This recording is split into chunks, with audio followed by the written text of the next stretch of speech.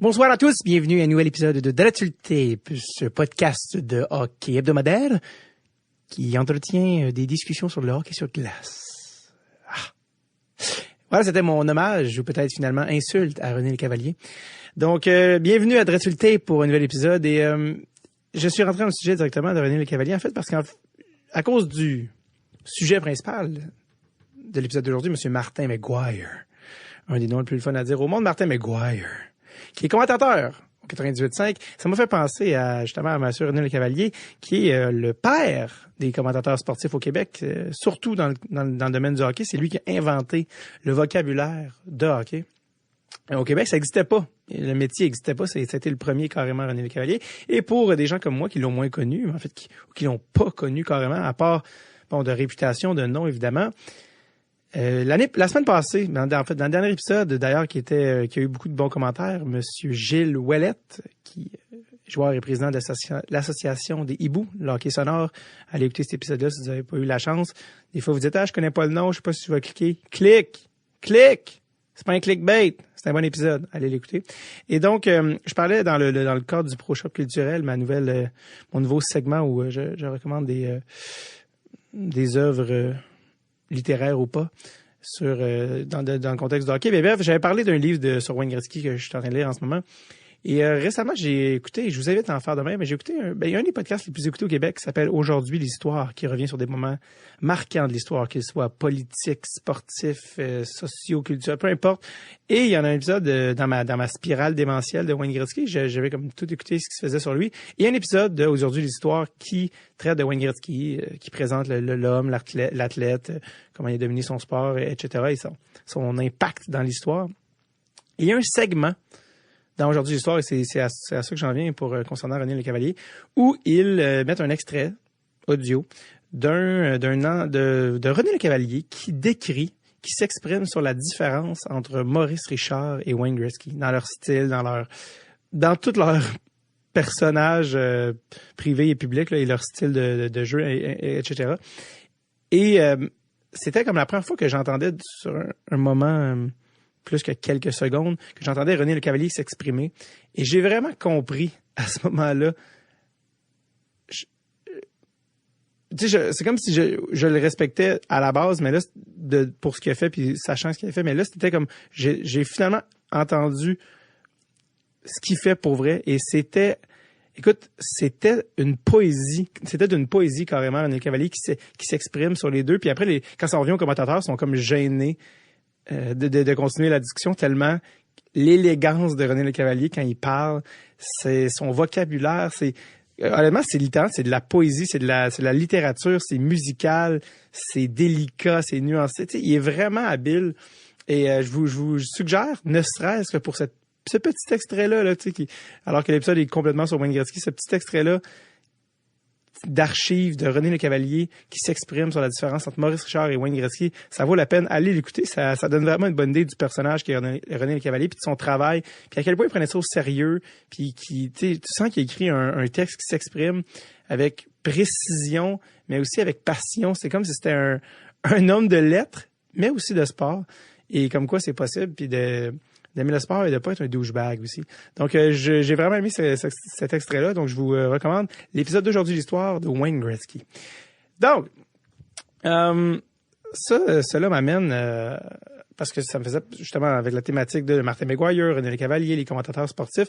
Je me suis dit, je vous ai parlé un peu de cet épisode-là d'Aujourd'hui l'Histoire, mais dans le contexte du Pro Shop culturel de Dave, où que je fais à chaque semaine, où je recommande des trucs qui m'inspirent ou que j'ai consommés récemment ou pas. Vu qu'on était dans le sujet de s'exprimer, du vocabulaire, qui est encore une fois relié au métier de commentateur, il y a un livre que je me suis rappelé que j'avais et que j'ai ressorti juste pour l'occasion. Ça m'a rappelé en fait le processus créatif quand j'ai lancé Dreadful Tape, que je cherchais un titre pour Dreadful Tape, puis je m'étais noyé dans tout ce qui était vocabulaire de hockey, tout ça. Puis avant qu'on trouve Dreadful Tape, en fait, Dreadful Tape, c'était même pas le premier titre du podcast. On avait un autre avant pour réaliser qu'il y avait un autre podcast qui existait sous ce nom-là. Et on avait même déjà acheté le site. On avait écrit une page déjà. Tu sais, c'était pas encore lancé, mais à un moment donné, j'ai réalisé qu'il y avait un podcast qui nous avait filé entre les doigts, qui existait mais qui était plus ongoing depuis des années. Puis finalement, je garde le mystère, je vous dis pas c'est lequel parce que ça se peut que c'est un nom que je réutilise pour un autre projet. Mais finalement, je suis tellement content d'avoir que ce soit arrivé parce que je trouve que Dress Tape est un vraiment, sincèrement, bien meilleur titre que le précédent. Et donc, bref, je m'étais enivré de livres de vocabulaire, de hockey, de vocabulaire sportif ou de tout genre. Et un livre qui avait retenu mon attention, que j'avais acheté et que j'ai encore, c'est un livre qui s'intitule Langue de Puck. Langue de Puck, qui est écrit par Benoît Melançon, qui est un essayiste, blogueur, professeur, éditeur, qui avait même déjà écrit un livre qui s'appelait Les yeux de Maurice Richard. Je pense qu'il avait même gagné du gouvernement le prix Georges-Émile Lapalme. Et donc, il a fait ce livre-là qui s'appelle Langue de Puck, qui est un abécédaire du hockey. Donc, qui prend les lettres, là, évidemment, qui a pour point de départ les lettres de l'alphabet de A à Z et qui s'arrête sur chaque lettre pour nous faire part de certains mots du vocabulaire de hockey, que ce soit mise au jeu, Zamboni ou fantôme et des illustrations à travers le livre. Le livre est très beau. C'est un livre qui est vraiment le fun à tenir à feuilleter. Et je vais reprendre une expression que j'avais qui est celle de Joe Roberge. En fait, Joe Roberge, quand il sortait ses livres, là, qui étaient les petits Roberge illustrés ou pas, ou non illustrés, peu importe, de ses chroniques radio, il disait, moi, je veux faire le meilleur livre de chiottes possible. Et là, peut-être que ça va être sonner vraiment insultant pour Benoît, parce que lui, il peut dire ça, Joe, parce que c'est son livre. Moi, c'est pas mon livre. Mais, c'est parce que c'est un livre qui, découpé, justement, c'est un abécédaire, c'est comme des petits segments. Et donc, c'est le livre parfait à garder aux toilettes parce que c'est pas un livre c'est pas un roman ou un truc qu'on lit de A à Z ou, c'est vraiment des genres de petits segments, qu'on peut lire à la volée, revenir, reprendre ou changer de page. Ça change rien, donc on perd rien.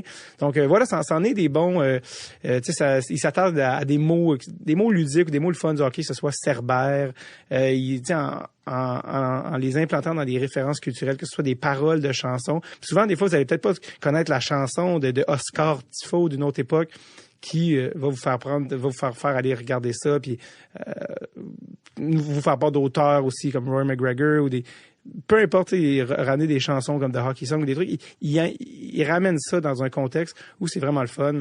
Comme par exemple, j'en ai un, j'ouvre le livre au hasard. M comme message. Le message ne passait plus. Motif fréquent de congédiement d'entraîneurs dans le sport professionnel. Ne s'emploie que dans un sens, du haut vers le bas, de chef vers ses employés. Puis là, il met une citation, de la presse, le 8 juillet 2009. Il semble que le message n'est pas passé, comme ils disent dans les arénas. Donc, vous voyez, honnêtement, c'est un petit œuvre qui est assez ludique et qui est le fun, comme je dis, à avoir. Donc, plus j'en parle, moins je me trouve vendeur, mais je trouve que c'est pas à la hauteur du livre qui est vraiment le fun à feuilleter. Donc, La Langue de Puck, c'est aussi que j'adore, par Benoît Melançon, un abécédaire du hockey. Donc, petit cadeau à faire à quelqu'un là, sans prétention, bien sûr. Ce qui m'amène à l'épisode d'aujourd'hui de Martin McGuire et Julien Corriveau. On n'en parle pas assez, mais Julien était là. Épisode qui était enregistré au Party de Dress Tape, le premier Party de Dress Tape ever, et le premier d'une longue tradition, je l'espère. Et donc, ça s'est fait à Montréal le 26 avril 2019. Les Canadiens venaient de ne pas se qualifier pour les séries, donc Martin était disponible plus tôt qu'il ne l'aurait souhaité. Et on a fait ce party-là avec les membres Patreon, c'était gratuit, des gens qui sont venus voir ça. Il y avait de la bière, il y avait de la bouffe. On a vraiment eu du fun. Et cet enregistrement, évidemment, devant le public. Martin, qui est un gentleman, je ne le connaissais pas avant, je ne l'avais pas rencontré.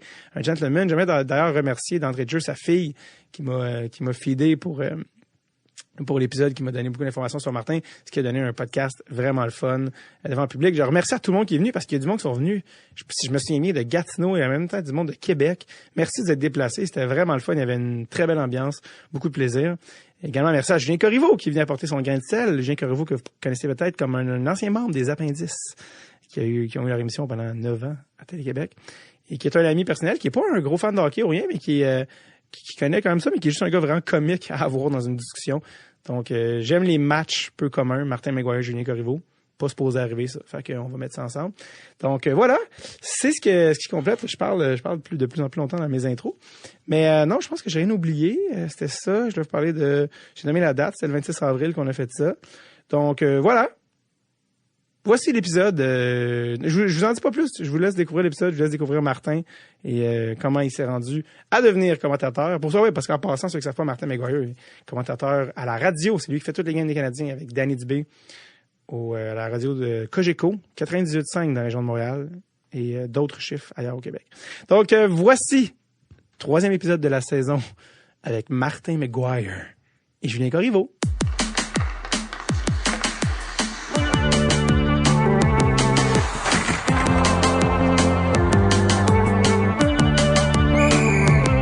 Drette sur le tape avec David Bocage. Mesdames et messieurs, une bonne applaudissement. C'est lui, Producer Tom. C'est lui.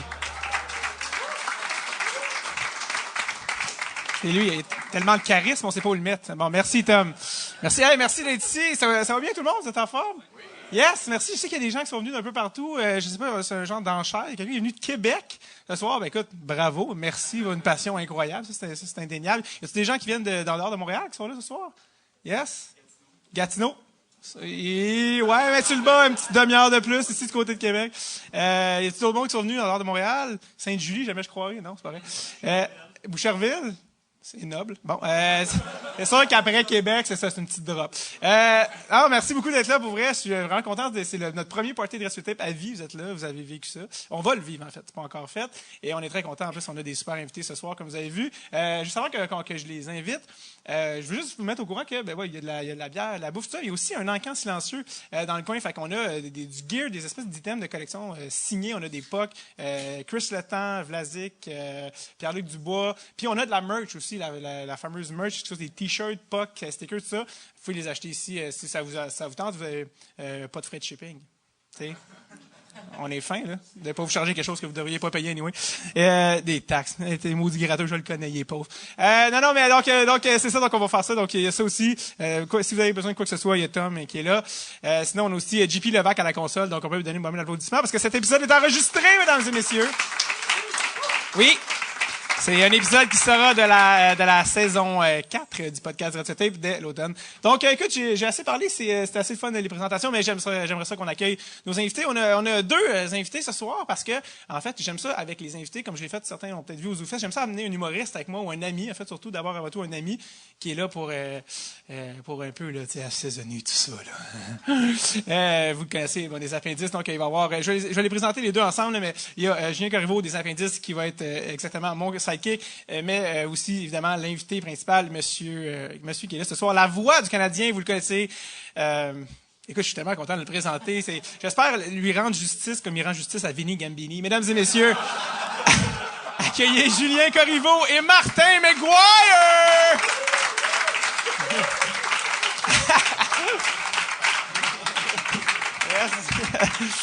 Et oui. Monsieur Vinny est content. Salut tout le monde. Plaisir d'être avec vous autres. Mais oui, je pense à chaque fois que tu dis Vinny Gambini, j'ai un frisson sur la nuque. C'est au coin des autoroutes quoi et quoi déjà? Non, mais le pire, c'est que c'est pas une joke, c'est que j'essaie de m'en rappeler. 15 et 6,40. 15 et 6,40, oui. Avant que tu sois venu au monde, il y avait une usine qui fabriquait des Camaros. Là. C'est vrai, ça? Oui, absolument. L'usine de General Motors. Ça, c'est. Mais toi, t'es pas un gars de la région de Montréal, par exemple. Non. Ça, tu sais ça, mais. Non. Mais je suis vieux quand même. Ouais. C'est pour ça que je suis au courant de ça. Côté usine de Camaro, tu connais bien tes spots. C'était comme super niché. Martin, merci d'être au podcast. Ça fait plaisir. Julien Corriveau, prends ton trou comme tout le monde. C'est ça. Je vais me retourner jusqu'à temps que je sois aveuglé par le spot et que je perde connaissance. Je suis content que tu m'aies présenté comme ton ami avant humoriste. C'est gentil, sauf que c'est dans ma carrière, j'espère que c'est pas représentatif. Est-ce que c'est Julien Corriveau? Ah, c'est l'ami à David Bocage. Pas très drôle, mais très bon copain. Apparemment qu'il... Tes caractéristiques, c'est végétalien, en fait, ami. c'est la même chose avec Danny Dubé. On n'est pas amis, on est collègues. J'ai écouté l'autre jour le podcast que Danny, puis je voulais vraiment corriger, on est jeunes collègues. C'est bon. Est-ce qu'il est fou, en plus, des vraiment bons amis, hein? Ça se peut, ça, oui, absolument. Vous allez en vacances ensemble? Oui, nos blondes s'entendent bien, heureusement. Alors, pendant que le hockey est fini, eux s'entendent bien, ils s'amusent ensemble. Nous autres, on se tourne un peu le dos comme ça, là, tu sais. Non, mais vraiment, On a construit, je vais parler sérieusement, on a construit une relation amicale, solide, puis ça s'est passé tout de suite. Ah ouais, tu sais, dans une vie, on rencontre des gens, ça fait 5 minutes que tu les connais, puis là, les valeurs, ça clique. C'est exactement ce qui est arrivé entre Danny et moi. On s'était croisés longtemps avant de travailler ensemble, sans savoir qu'on travaillerait ensemble un jour. Puis dans les 5 premières minutes qu'on a fait un show de radio ensemble, la chimie est arrivée. Ça a cliqué. Quand tu parlais de cliquer, justement, avec Julien, quand c'est presque arrivé, mais finalement, non. Ça n'a pas tant cliqué, nous deux. Ouais. C'est 4 minutes, 50, je me disais, ça se peut peut-être. Là, je me suis rendu compte Il y a eu un pic, puis oups. Ouais, c'était vraiment au niveau des valeurs. Il y a eu des gros conflits. Moi, c'est la générosité. Les animaux, c'est ça, ouais. Non, mais je suis content que tu sois là parce que on t'entend, toi, dans nos oreilles à l'année longue, puis tu accompagnes les Québécois à chaque game depuis presque 20 ans, je pense. 17e saison, là. Avec Danny, Avec Danny, oui. Plus de 1000 matchs avec Danny. Oui, on a fait notre 1000e match la saison dernière. Avez-vous une rondelle ou un... On travaille là-dessus, on va avoir une petite plaque, une rondelle. Moi, je voudrais la mettre à un endroit précis à la maison, mais il faut que je négocie avec ma blonde parce que je suis pas sûr qu'elle va aimer ça, une rondelle du Canadien, avec une plaque noire puis un cadre noir. Là. Mais ça devrait trouver une place à quelque part. C'est quoi l'endroit dans la maison que tu avais en tête? Mon bureau. OK. Mais c'est parce que ma blonde. Je pensais que t'allais dire le plafond en haut du lit. Ben, c'est ça. Ah, les 1000 matchs. C'est ça. Touche-moi pas, j'ai dû regarder. Non, mais celle qui décide de ton fond d'écran aussi, elle a l'air quand même un peu contrôlante. En fait, là. Mais j'en ai même pas de fond d'écran. En fait, quand t'es en couple, il faut que tu acceptes maintenant de dire que tu cèdes le contrôle sur beaucoup de choses. Tu récupères ce que tu veux bien, puis après ça, le reste, il y a des bagarres que tu veux pas, tu veux pas mener pour rien. Et le fond d'écran, on va pas là. On va pas là, il y en a même pas. Et le bureau, on réussit à quand même. Territoire. Mais non, c'est ça, c'est le fun parce que on t'entend tout le temps, mais les gens connaissent peu Martin McGuire. La preuve, googlez Martin McGuire, pas grand-chose. Il n'y a pas beaucoup d'images. Non, honnêtement. Il y a du son. Oui, il n'y a pas beaucoup d'images, effectivement. Mais ça, toi, parce que là, on est au mois d'avril, au moment d'enregistrer ceci. Les Canadiens ne sont pas en série une deuxième année. Toi, à ce temps-ci de l'année, es-tu content d'être en vacances? Non. Non, honnêtement, on est toujours sur de l'adrénaline après les derniers matchs. Ça a été le cas. On a eu une belle fin de saison. Ça a été captivant là, pendant les 2, 3, 4 dernières semaines de l'année. Ouais. Là, il arrive le post-mortem. On a encore un peu de travail à faire. Et là, la rondelle tombe. La première ronde commence. Oups. Puis là, tu regardes ça, puis tu te dis, wow, écoute, serait-tu le fun d'être là? Ouais. Parce que je l'ai vécu. Je l'ai vécu avec le Canadien ici. Moi, j'ai pas vécu les années glorieuses, là, les années 80, 70, encore moins. Là. Mais on sait à quel point ça devient enflammé, ça devient passionnant. Les gens sont passionnés, puis ils nous le communiquent, puis nous autres, on se laisse un petit peu bercer par ça. Alors, on espère toujours que ça va arriver un jour. Ouais. Ça devrait arriver un jour. Oui, toi, tu es arrivé dans les bonnes années de Martin Ruzinski. Là, ouais. Les bonnes années du recruteur-chef. Oui, c'est ça. Voilà. Hey, maman. Donc, c'est ça. Donc, toi, dans le fond, à cette année de l'année, quand tu vois les autres séries, puis en plus, cette année, c'est-à-dire les séries les plus schizophrènes que j'ai vues de toute ma vie. Les favoris sont partis, mais je pense que ça indique bien ce que la Ligue nationale voulait que ça devienne. Parité. Une ligue avec de la parité. Et surtout, tu sais, je lisais et j'écoutais les propos du propriétaire de Las Vegas qui a reçu des excuses officielles pour les erreurs des deux arbitres. Ils ont bien fait d'aller s'excuser parce qu'il a payé 600 millions, lui, pour rentrer dans cette ligue-là. Puis il s'est fait voler sur un corps d'arbitre, là. C'est sûr qu'il aurait pu gagner la série avant, mais là où je veux en venir avec ça, c'est que lui paie 600 millions. Il rentre dans cette ligue-là pour avoir le droit de faire partie du Boys Club, parce que c'en est un Boys Club, des propriétaires de la Ligue. Puis là, il arrive ça. Alors, on est poli avec lui. Puis on va être poli avec M. Seattle, M. Brockheimer, qui est producteur de télévision émérite, parce que lui, ça va lui coûter 700 millions pour entrer dans cette ligue-là. Alors, on souhaite qu'il se fasse pas voler par un arbitre comme M. Foley. Mais je me sens mal pour les arbitres quand même, parce que c'était vraiment des... sur le jeu, ils ont mal vu. Tu dis... Il y avait un gars de chez nous aussi là-dedans qui est très bon. Furlat. Mais en même temps, c'est ce que la Ligue nationale a voulu créer. Faire en sorte que le propriétaire qui a sauvé la Caroline, qui a mis 400 millions de son argent à lui pour sauver le club puis essayer de le garder là, ben la beauté de l'affaire, il est en deuxième ronde. Ouais. Première année où il a mis son argent là-dedans, il est en deuxième ronde. C'est ça que les propriétaires voulaient créer. C'est plate parfois pour les amateurs, mais il y a quand même des belles histoires. Ben, honnêtement, moi, c'est la game la plus incroyable que j'ai vue de ma vie. C'est cette game-là. Tu sais, c'est quand même un show, c'est du divertissement. Là, absolument. Puis, j'ai jamais crié comme ça. Puis 4 buts sur une punition, même une majeure, jamais vu ça de ma vie. Le show est bon. En général, là, vraiment, cette année, on a fait peut-être, dans les dernières saisons, là, il y a longtemps, on pouvait dire il y a au moins une vingtaine de matchs où il n'y a pas d'intérêt, pas de passion. Mais je pense que je peux les compter seulement là, sur les doigts d'une seule main où il y a eu des matchs so-so. La compétition est très élevée. Puis je pense que les amateurs sont gagnants là-dedans.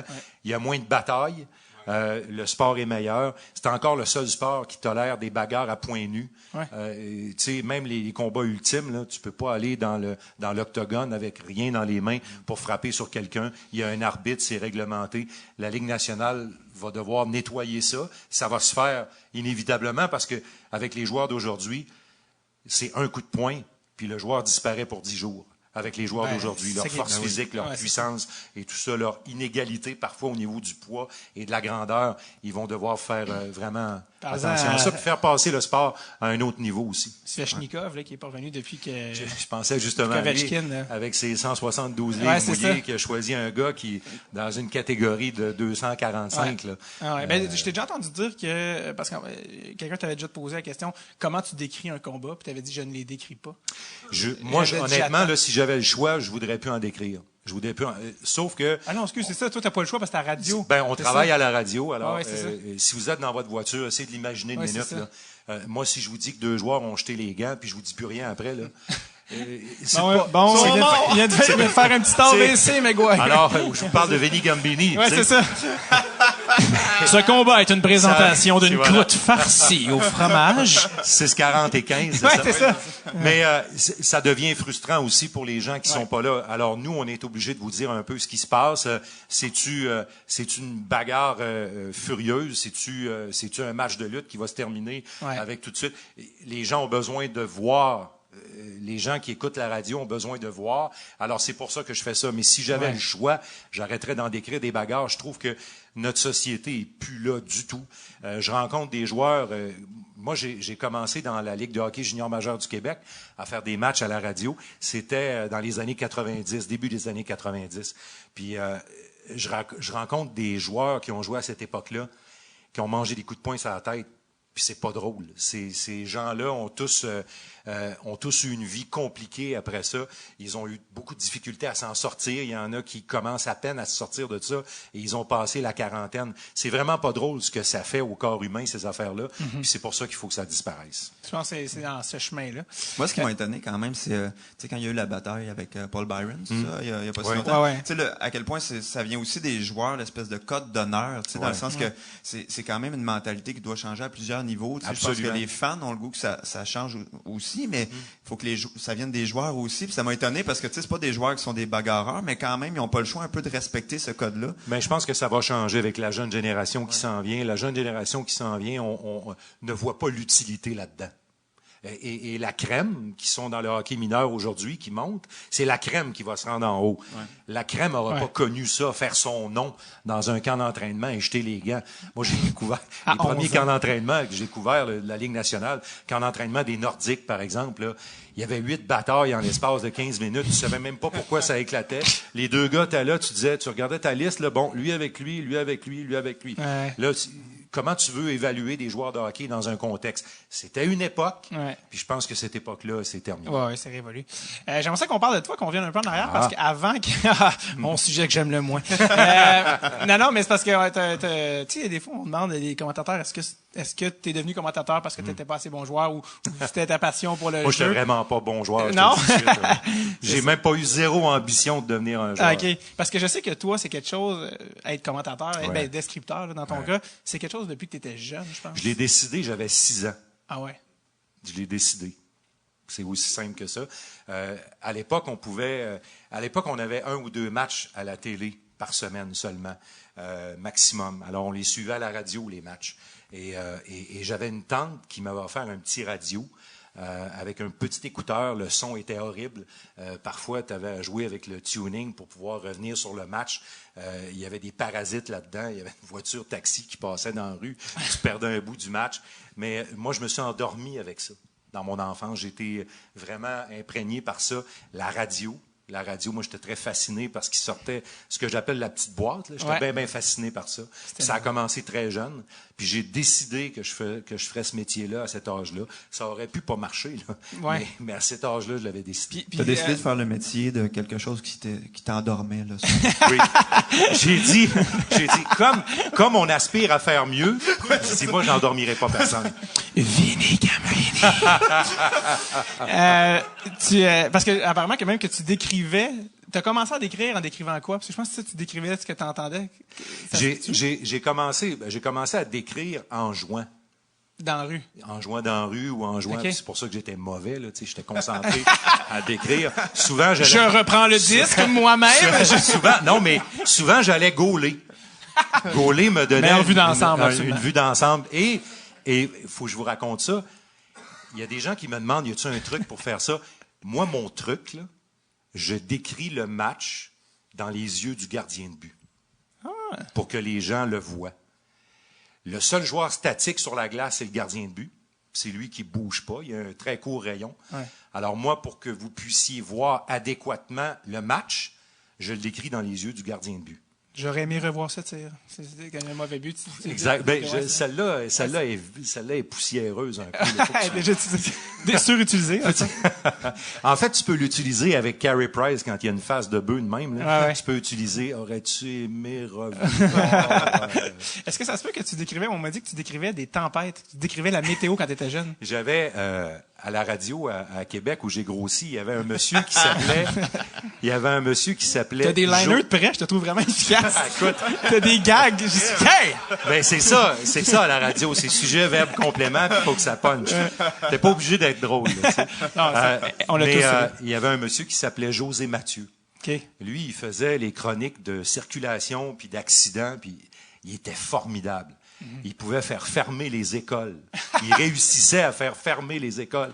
Tu sais, la génération de mes enfants, là, les écoles fermées, on a ça sur le téléphone. Là, mais à l'époque, avant de partir pour aller prendre l'autobus, il fallait écouter la radio pour savoir si l'autobus passerait.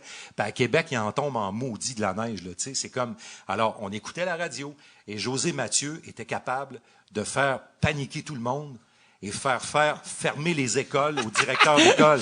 Moi, je trouvais ça extraordinaire. J'adore que ça dépendait de lui, non, de la science. Non, il n'y avait pas de science là-dedans. Il était convaincant matin. Il faisait sortir du monde en motoneige pour aller chercher du monde mal pris. Il n'y avait pas de monde mal pris à nulle part. Mais il y avait des gars qui sortaient en skidoo dans la rue. C'est lui qui avait réussi ça. J'ai toujours été vraiment fasciné par ça. L'image que tu peux créer avec les mots et avec la parole. C'est une tempête, c'est tout. Puis lui, il vendait ça. Puis... Ah non, puis tu sais, écoute, là, c'était bouché, c'était l'apocalypse. C'était merveilleux. Un troisième lien, ouais, oui, ça. Te souviens-tu de du premier match que tu as décrit à vie? Oui, ça a été un demi-match. C'est des enfants, là, les demi-patinoires? Non. Non? Ah, OK. Allez, ça a été un demi-match. C'était en... les Jeux de l'île-à-mer. Des fois, j'ai de la difficulté avec les dates. 92? Non, 12? 92, je pense. Ah oui. 92. Jeux olympiques? C'est oui. Mais Jeux olympiques, 94, l'île-à-mer. Ouais, c'est le fameux but de Peter Forsberg. Donc, c'est Albertville. C'est Albertville, pardon. Alors, la personne qui décrit les matchs, les remparts de Québec, là, les ancêtres des remparts, s'appelaient les Harfans de Beauport. Ouais. Alors, la personne qui décrit les matchs quitte pour aller travailler sur les Jeux olympiques. Alors, ils ont besoin de quelqu'un. Moi, j'avais déjà commencé comme recherchiste et tout ça, puis je traînais autour. Et ils m'ont dit, as-tu déjà fait ça? Je dis, ben oui, j'ai déjà fait ça, c'est sûr.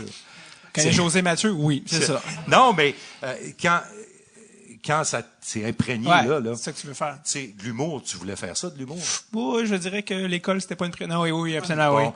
Mais alors, peut-être qu'à un moment donné, tu t'es conditionné, tu te dis, j'en ai déjà fait, alors que tu n'en avais probablement jamais réellement fait, à part d'être drôle avec tes chums ou dans le salon chez vous. Je te jure que ça se transmet pas aussi vite.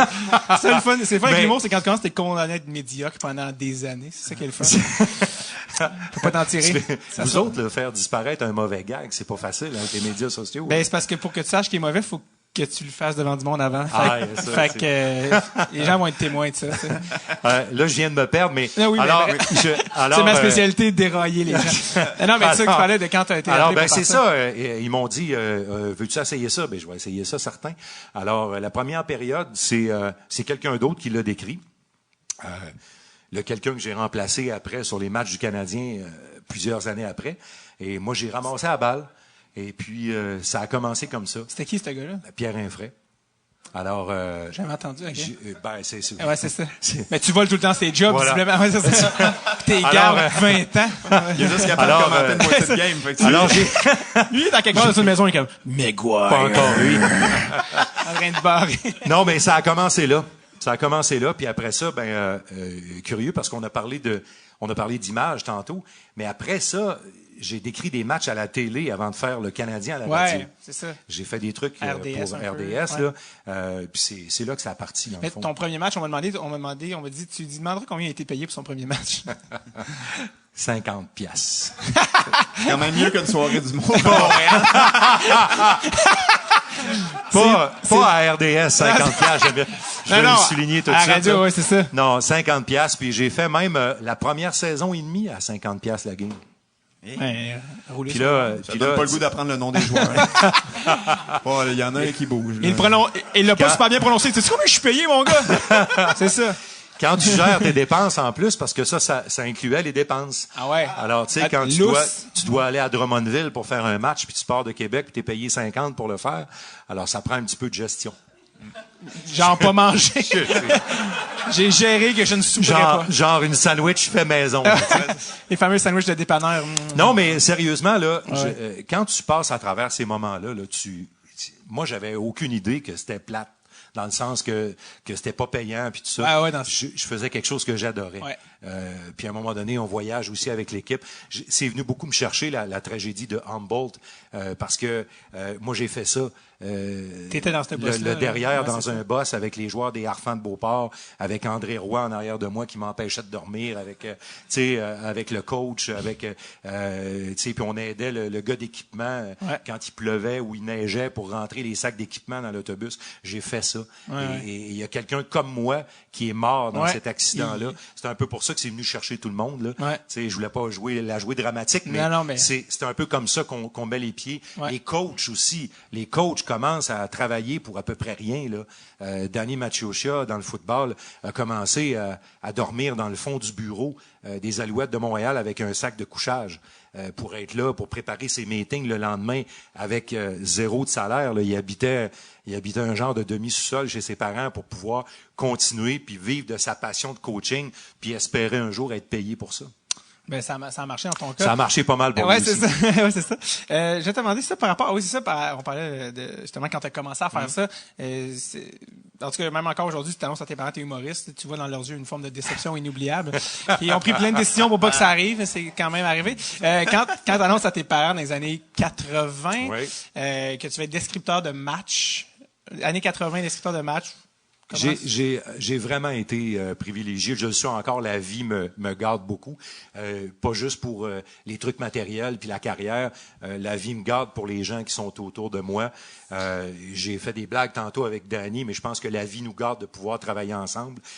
Pour ma famille, puis mes parents m'ont gâté énormément parce qu'ils m'ont laissé rêver à toutes ces affaires-là. Sans même me dire, ça n'a pas d'allure, tu penses-tu que tu devrais travailler un peu plus fort les maths?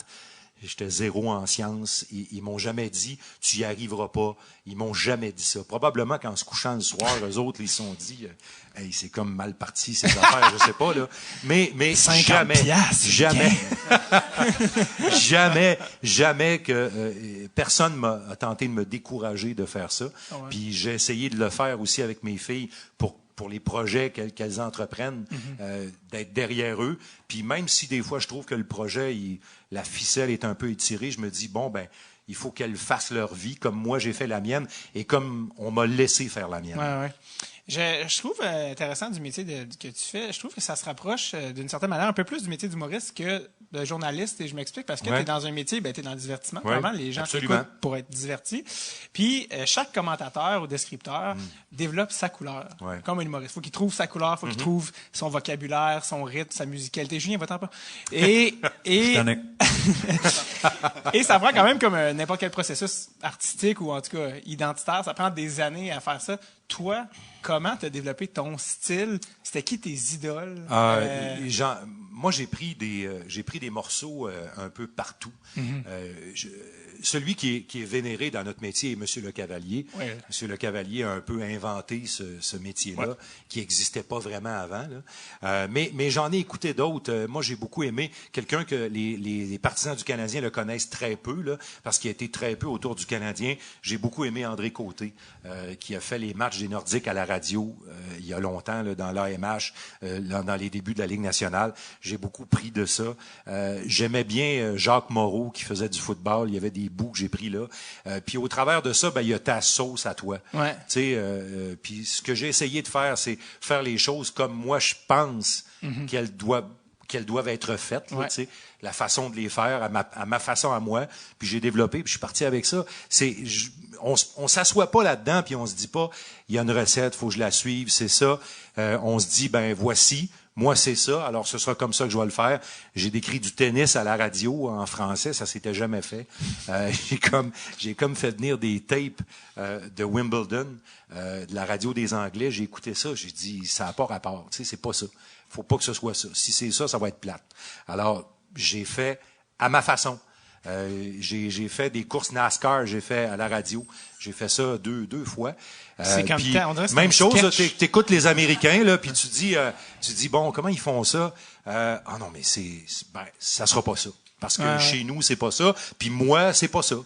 Alors, tu fais les choses à ta façon, puis tu croises les doigts pour qu'il y en ait qui aiment ça. C'est drôle, parce que tennis à la radio, ça a l'air d'un sketch des appendices. Vraiment, on aurait dû le faire. mais c'est sur la ligne!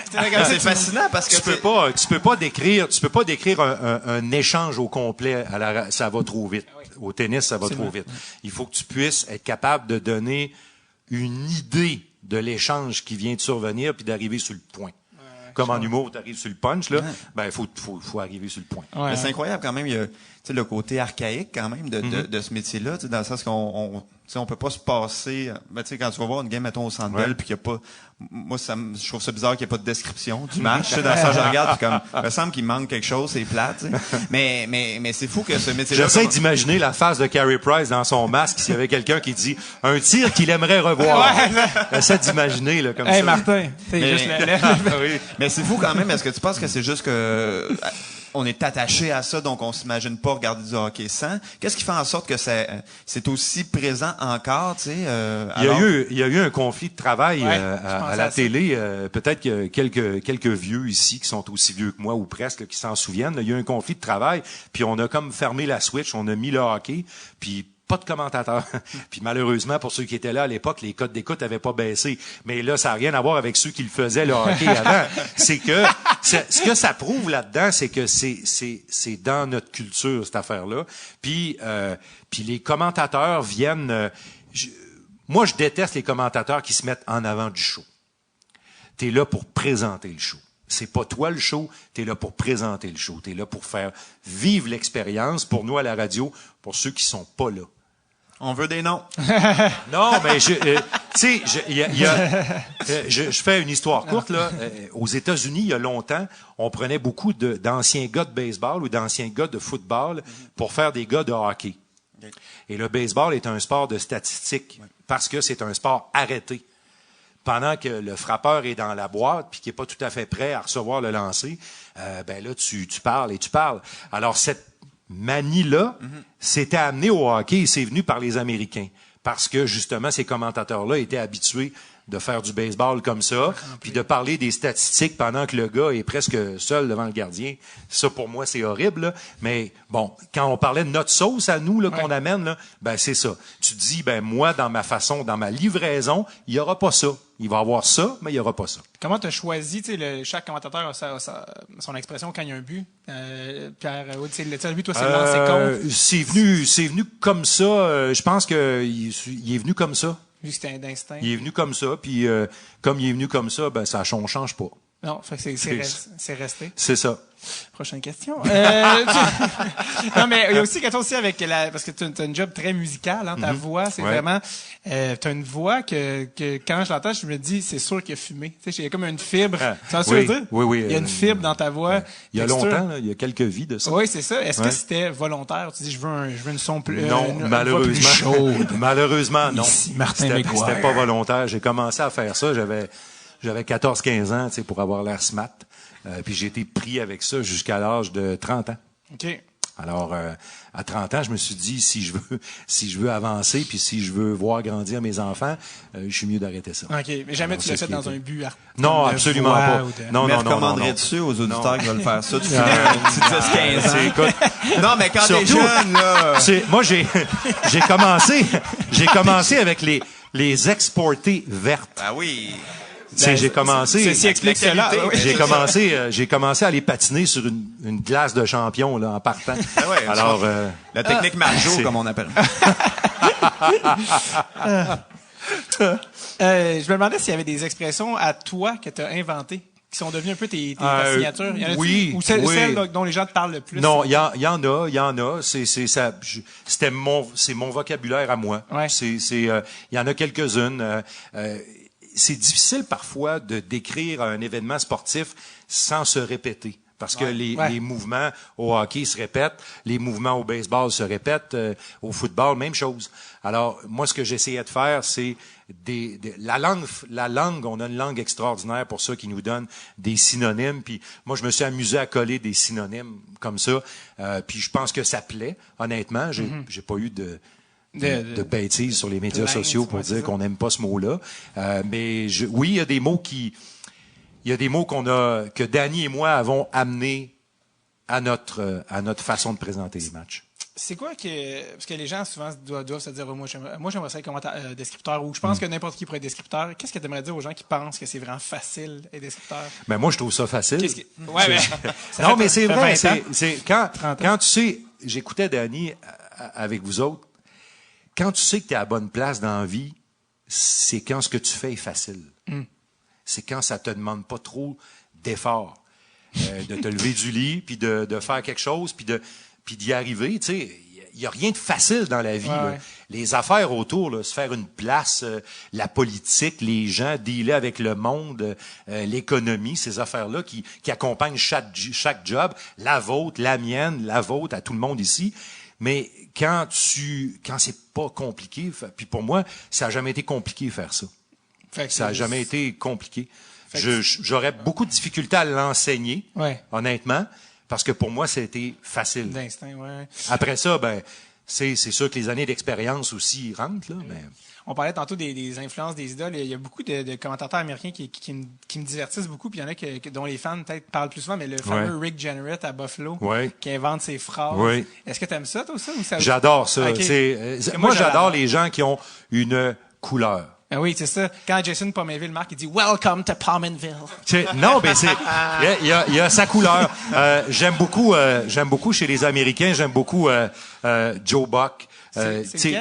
T'écoutes la dernière game de la Série mondiale, puis Joe Buck fait la game, là, puis c'est comme si ton rythme cardiaque, là, je suis convaincu qu'il s'en va au même niveau que celui qui pitch. Tu sais, c'est un peu ça. Celui de Pittsburgh aussi. Oui. He's smiling like a butcher's dog. Qui a pris sa retraite, là, tout récemment. Lui, d'ailleurs, on lui avait donné une permission spéciale de fumer pendant qu'il travaillait. Ben oui, lui, dans sa voix, tu l'entends, il a pas arrêté il y a 20 ans. Moi, j'ai fait ça. Moi, j'ai fait ça, fumer en travaillant, là. Ben oui, dans le hockey junior, on avait le droit de fumer dans les arénas. Alors, j'avais une cigarette. Dans la face d'un bébé. J'avais une cigarette toujours proche. Mais bon, c'est une autre époque. Mais c'était ça pareil. Puis on a d'ailleurs, parce que j'avais lu un article dans The Athletic, puis on a Marc-Antoine Godin d'ailleurs qui est là avec nous aujourd'hui, qui est passé au podcast. Puis il y avait un article, c'est pas du tout Marc-Antoine, il n'y a aucun mérite là-dedans, qui avait écrit. non, mais l'insulte gratuitement, c'est pas vrai. Mais non, il y avait un article dans The Athletic sur le commentateur de Pittsburgh, puis un peu sa manière de procéder, puis encore une fois son processus créatif pour ses expressions, parce que lui il se disait, il arrivait avec des nouvelles expressions, il disait moi je pars des gens de la ville, les gens dans la ville viennent me donner des bouts d'informations, viennent me voir d'un bar, puis avec ça je développe des expressions qui sont à l'image, tu sais, c'est une ville très col bleu Pittsburgh, puis tu sais il y a une expression aussi qui est devenue un de ses classiques qui disait he smoked him like a bad cigar quand il y avait un bruit, puis ça cette expression là il l'a développé avec Jagger qui parlait mal anglais, qui était dans l'autobus, puis il essaie de traduire une expression tchèque, mais souvent ça arrive comme ça, où tu entends quelque chose que les Anglais vont faire, puis tu te dis, ça c'est une bonne idée. C'est une bonne idée, mais en français, ça sortira pas bien, alors tu chemines. Mais je travaille pas là-dessus. Moi, ça vient très spontanément. C'est pas... Tu veux pas préparer... Non, absolument pas. De toute façon... Tatar. Non. Des suggestions. Mais tatar, c'est le fun parce que tu peux le sortir, lui. Tu peux aller le chercher là un peu, là. Ça, c'est le fun. Tant qu'il n'y a pas une joke de tartare, tout le monde est content. Non. C'est ça. T'avais-tu des trucs que tu voulais dire pour vrai, Julien, ou non? Oui, c'est par rapport à ce qu'on disait tantôt de tu sais, le besoin de ne pas se répéter parce que les actions sont semblables. Puis moi, c'est niaiseux, je me suis rendu compte à quel point les commentateurs comme toi étaient bons en jouant à NHL sur le PlayStation ou hockey, parce que les commentateurs, à un moment donné, ça devient tellement fatigant, c'est toujours les mêmes expressions, tu sais, laser shot, puis des affaires de même. Puis là, tu dis comme, c'est vrai, ça fait jamais ça quand je regarde le hockey, mais c'est parce que vous, justement, vous dites, crime, je peux pas dire tout le temps la même astie d'affaires quand tu fais le même move. Mais d'ailleurs, j'aurais rêvé de faire ça, moi. Une voix sur des jeux de hockey, mais j'ai rencontré quelqu'un aux Jeux olympiques de Londres, à côté de moi, qui avait fait, c'est un Britannique qui avait fait les premiers trucs de hockey, là. C'est un Britannique qui a fait ça. Wow. Puis il connaissait un peu le hockey, là, mais il a commencé à m'expliquer comment il s'y prenait, là. C'est juste par courte séquence, t'enregistres des mots. T'enregistres pas, tu t'enregistres des mots, puis c'est une machine qui fait le reste. Alors là, ça m'intéressait plus à partir de ce moment-là. Notre gars de son, JP, on fait de la tournée ensemble parce qu'il fait le son, c'est la tournée de Catherine, puis on se parle en expression de Wayne Gretzky, 30 Hockey 98, 164. And another save! Blast away! Même intonation, This goal is on fire! Il y a juste une intonation, le gars, tu sais, c'est comme, t'as 8 phrases au final, tu sais. C'est bon. C'est 1 heure de temps. Bon, on va mettre mute, je pense. C'est comme la version hockey d'un GPS. C'est ça. Oui, absolument. Avec moins d'âme. Je veux qu'on parle, on a commencé tantôt en parlant de Danny, ton amoureux professionnel. ton conjoint hockey wife. Oui, certains hockey parlent husband. hockey wife. Oui, vraiment. Qui a eu l'idée, comment c'est venu que vous mettez ensemble un duo qui est devenu super... Notre patron, qui est toujours notre patron aujourd'hui, Michel Tremblay, que tout le monde dans le milieu appelle Mike T. Les gens du milieu le connaissent comme ça, mais c'est Michel Tremblay, notre patron. Le célèbre à tous les deux. Les belles sœurs que j'ai quoi? Des fois, il peut être dramatique. À y penser, là.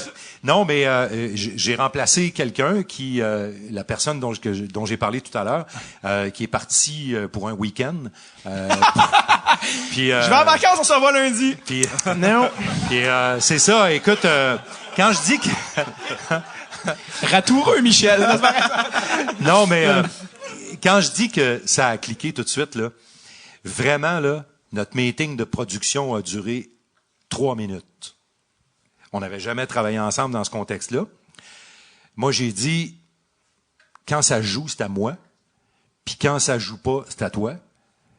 Puis lui, il m'a dit, il faut s'arranger pour être bon. Voilà.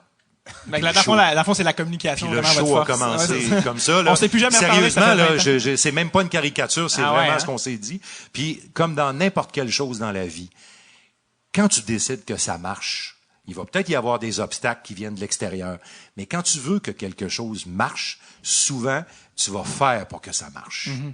Alors, tous les deux, on s'est arrangés pour que ça marche. Ça fonctionne, ouais. Puis là, écoute, on en passe du temps ensemble. Tu sais, on Vous allez en voyage, vacances, ouais, c'est on s'entraîne ensemble, on déjeune ensemble, on soupe ensemble, on travaille ensemble. C'est 150 jours sur la route par année, ce qu'on fait là, en voyage, là, puis on le passe ensemble. Alors, faut que ça marche. Faut que ça fonctionne. D'ailleurs, apparemment que, parce que toi, c'est ça, t'as toujours eu tes débuts en remplaçant du monde. Oui. Apparemment que ta phobie, c'est de rater un match. J'en ai raté 5 en 16 ans. Puis il y avait des raisons, là, genre de la Ouais, mortalité. le décès de mes parents. Là, j'ai Ah ouais. raté des matchs quand mes 2 parents sont partis. Tu leur en voulais sûrement énormément. Non, dans ça. Est-ce que c'est une blague, je sens qu'il fallait que je le mentionne. Ça a moins bien passé. Fallait qu'il ait commandé les C'est funérailles. parce que je réponds pas parce que j'ai des réunions de famille qui s'en c'est viennent ça. aussi, alors je voudrais pas. Non, mais en plus, ça se peut-tu que sur le chemin du retour, t'écoutais même la game en revenant de Québec? Oui, c'est arrivé. J'en sais trop, je sais, c'est Mais lourd. je l'ai fermé. À un moment donné, je l'ai fermé. ça, c'est un peu là. too much. J'ai dit non, mais je suis passionné, j'adore ce que je fais. Puis, tu sais, me faire remplacer, peut-être, là, j'ai pas de problème avec ça, mais c'est pas pour ça. C'est parce que c'est le moment dans la journée où c'est le fun. Ah ouais, Alors, tu sais, quelqu'un qui te prive de quelque chose qui est le fun, ben c'est pas seulement la moche. peur de non, je reviendrai pas. Non, ben, de toute façon, un jour ça va. Non, mais un jour ça va arriver. C'est un jour, je sais pas si je vais être remplacé pendant des vacances ou pendant qu'on va me couper une jambe, j'ai aucune idée là, mais un jour ça va arriver. Puis quand on fait ce métier-là, on accepte ça. On accepte qu'un jour, ça va arriver. C'est parce que je t'imagine qu'on va revenir à la job le lundi, t'as comme Danny super friendly avec un nouveau gars. T'es-tu présenté Luc? Il est écœurant! Il est tellement drôle! Puis le Michel Tremblay, Martin, faut que je te parle de mon gars. Shit, c'est fini pour moi. Ouais, et dans notre métier, malheureusement, il y a jamais de... des fois, ça finit moche un peu. En fait, il n'y a pas de fin. Comme pas un de fin coach. qui est pas moche dans c'est la ça. vie. Là, dans le comme fond. un coach, t'es ramené, C'est fini. C'est renvoyé. C'est fini. T'as appris des choses à Danny sur le métier un peu, mais Danny me disait aussi qu'il a appris des choses de toi. Comme par exemple, il me disait que c'est ça que dans le fond, tu as vu des trucs, par exemple, quand la rondelle est proche du filet, ne parle pas. Et toi, dans le fond, tu parles en zone neutre. Ouais. Là, Danny a fait c'est vrai, faut pas que je coupe s'il y a un but. Vous avez comme développé un système même, en Absolument. fait. Que toi, tu décris le jeu quand ça se passe, puis lui parle, justement, comme tu dis, quand...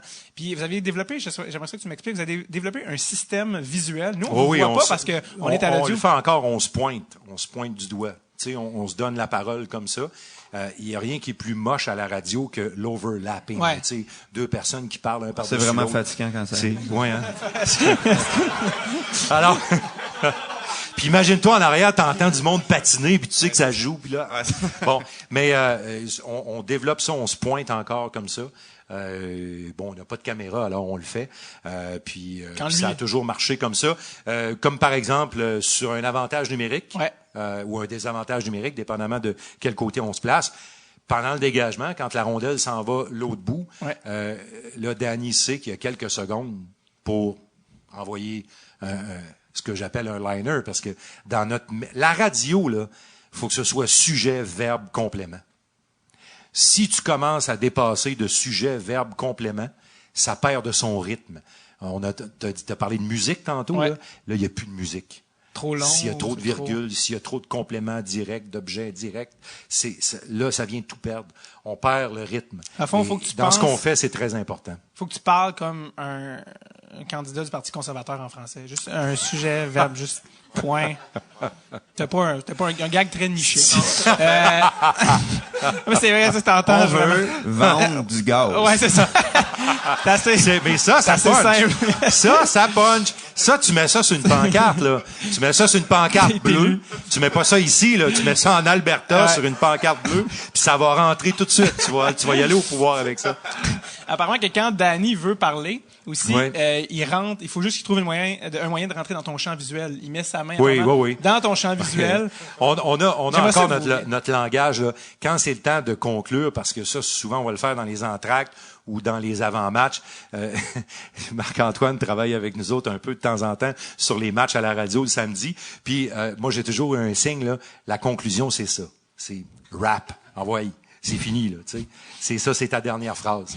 Puis la beauté là-dedans, entre... Il y a comme une violence. Non, mais je vois la peau qui étire. On dirait non, mais c'est Puis de toute façon, la beauté là-dedans, quand Danny et moi, on a trouvé notre zone pour travailler, parce que si je lui fais ça, ça l'insulte pas. Je suis pas en train de dire t'es plate en maudit, alors conclue. Je lui dis conclue, parce que question de rythme tout le temps.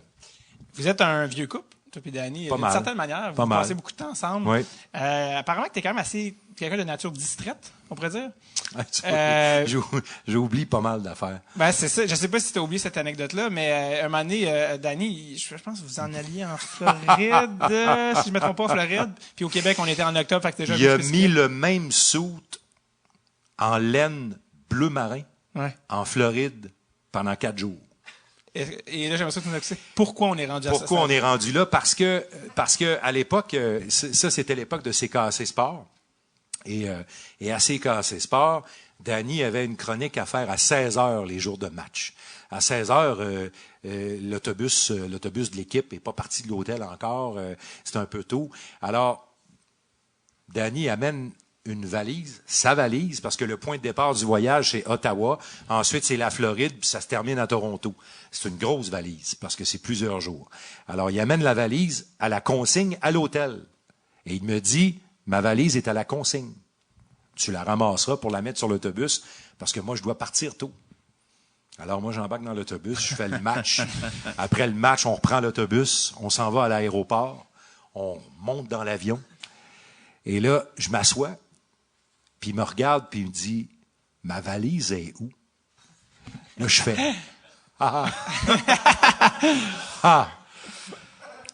pense qu'elle est restée à l'hôtel. Alors, tu sais, vraiment le moment de malaise total, tu sais, parce que tu sais que le gars il a absolument rien pour se changer là, puis on part pour un bout. Alors c'est ça. Mais il m'a plus jamais demandé de m'occuper de sa valise. Un vrai chum. J'ai oublié toutes sortes d'affaires. Les jackets. Le passeport, je l'ai jamais oublié. Mais le reste, là, des vêtements, des affaires, des fils pour charger des téléphones, Un autre, il ramasse des jackets qu'il a oublié derrière. Absolument. Des affaires. Moi, le match est parti, je descends dans le vestiaire, le jacket est resté là, la cravate, tout. Mais vous, techniquement, il n'y a rien qui vous empêche de travailler en bédaine. C'est ça qui est le fun. Je dirais que je pourrais faire mal à ma crédibilité. Je dirais ça comme ça. Mais le pire, c'est que c'est drôle que tu parles de... Je suis mieux avec du linge foncé. Oui, Le pire, c'est que c'est drôle que tu mentionnes ça parce que Danny dit que t'es le commentateur radio qui apporte le plus de vêtements sur la route au monde. Apparemment que tout le monde appelle un petit carry-on, toi t'arrives avec 2 valises. Non, ben pas 2, mais une assez grosse. Parce que t'as beaucoup de housses, ça prend de la place. C'est vrai. Puis non, mais j'ai des manies. Je suis désolé, là, mais j'ai des manies. Excuse-toi pas, alors, moi, je comprends ça. Alors, c'est ça. Ça prend de la place, mes affaires. Puis je sais que, par exemple, quand on arrive à un endroit puis qu'on décharge l'avion, on est tous là autour. Puis moi, quand ma valise arrive sur le convoyeur puis que le gars de la misère à la prendre, tu sais, puis il la met à terre puis il se fait comme un tour de rein, là, moi, je me retire un peu puis je regarde la réaction des gens. Puis là, il y a des joueurs, les personnels de l'équipe sont là, puis mais qui c'est ça? Alors moi, j'attends qu'il y ait quelques valises qui soient parties pour aller chercher la mienne. Ah ouais. C'est toujours un petit peu plus... Parce que c'est ça, vous voyagez avec l'équipe. Oui. Ça, c'est juste parce que c'est pas les autres journalistes qui font ça, c'est vraiment vous seulement. C'est ce qui a été gardé. En fait, on nous tolère encore dans l'avion de l'équipe là, parce que on pourrait pas faire toute la saison au complet à une seule équipe si on ne voyageait pas avec l'équipe. Si on était dans des vols commerciaux, là, les 2 en 2, là, c'est à peu près, du moins, pas impossible, mais très difficile à faire pour le travail qu'on a à faire. Alors, c'est pour ça. On est dans une section très à part. Là. On est dans chacun notre bout de l'avion. Puis on sait une chose, c'est que si à un moment donné, il y a trop de poids, puis il faut qu'ils délaissent du poids, ils vont commencer par nous autres, bien évidemment. Par ta valise. Après ça, moi. Ouais, c'est sûr. Dans le fond, tu voles pratiquement tout le temps en vol nolisé. Oui. C'est comment être millionnaire? Dans le sens que, tu sais, personne vit ça, tu sais, c'est quand même... Après ça, tu arrives dans les vols commerciaux, t'es comme arc. Non, ben, c'est c'est pas si pire que ça, mais honnêtement, je ferais pas à semblant, là. devant vous autres, on est privilégiés. Tu sais, vraiment, on est privilégiés. Parce que, tu sais, à 50$ par soir avec les Harfans de Beauport dans ma Jetta qui boucanait, puis là, ben, assis dans l'avion du Canadien, c'est sûr que... mais je me souviens que ça a commencé dans la vieille Jetta boucaneuse. Parce qu'on vient de loin, disait Corneille. Ouais. Oui. Vois-tu, je cherchais une autre formule, moi. C'est drôle parce qu'en disant ça me rappelait que... Parce que, tu sais, des fois, vous parlez en ondes avec Danny. Des fois, Danny dit des affaires vraiment comme... Ça semble un peu burlesque. Puis c'est ça, c'est que des fois, Danny, il y a des paris. Il y a des sides paris avec genre André Robitaille ou du monde, genre, faut qu'ils disent lapin à soir. Oui. C'est comme, mais le lapin, puis là, t'es comme, de quoi il parle?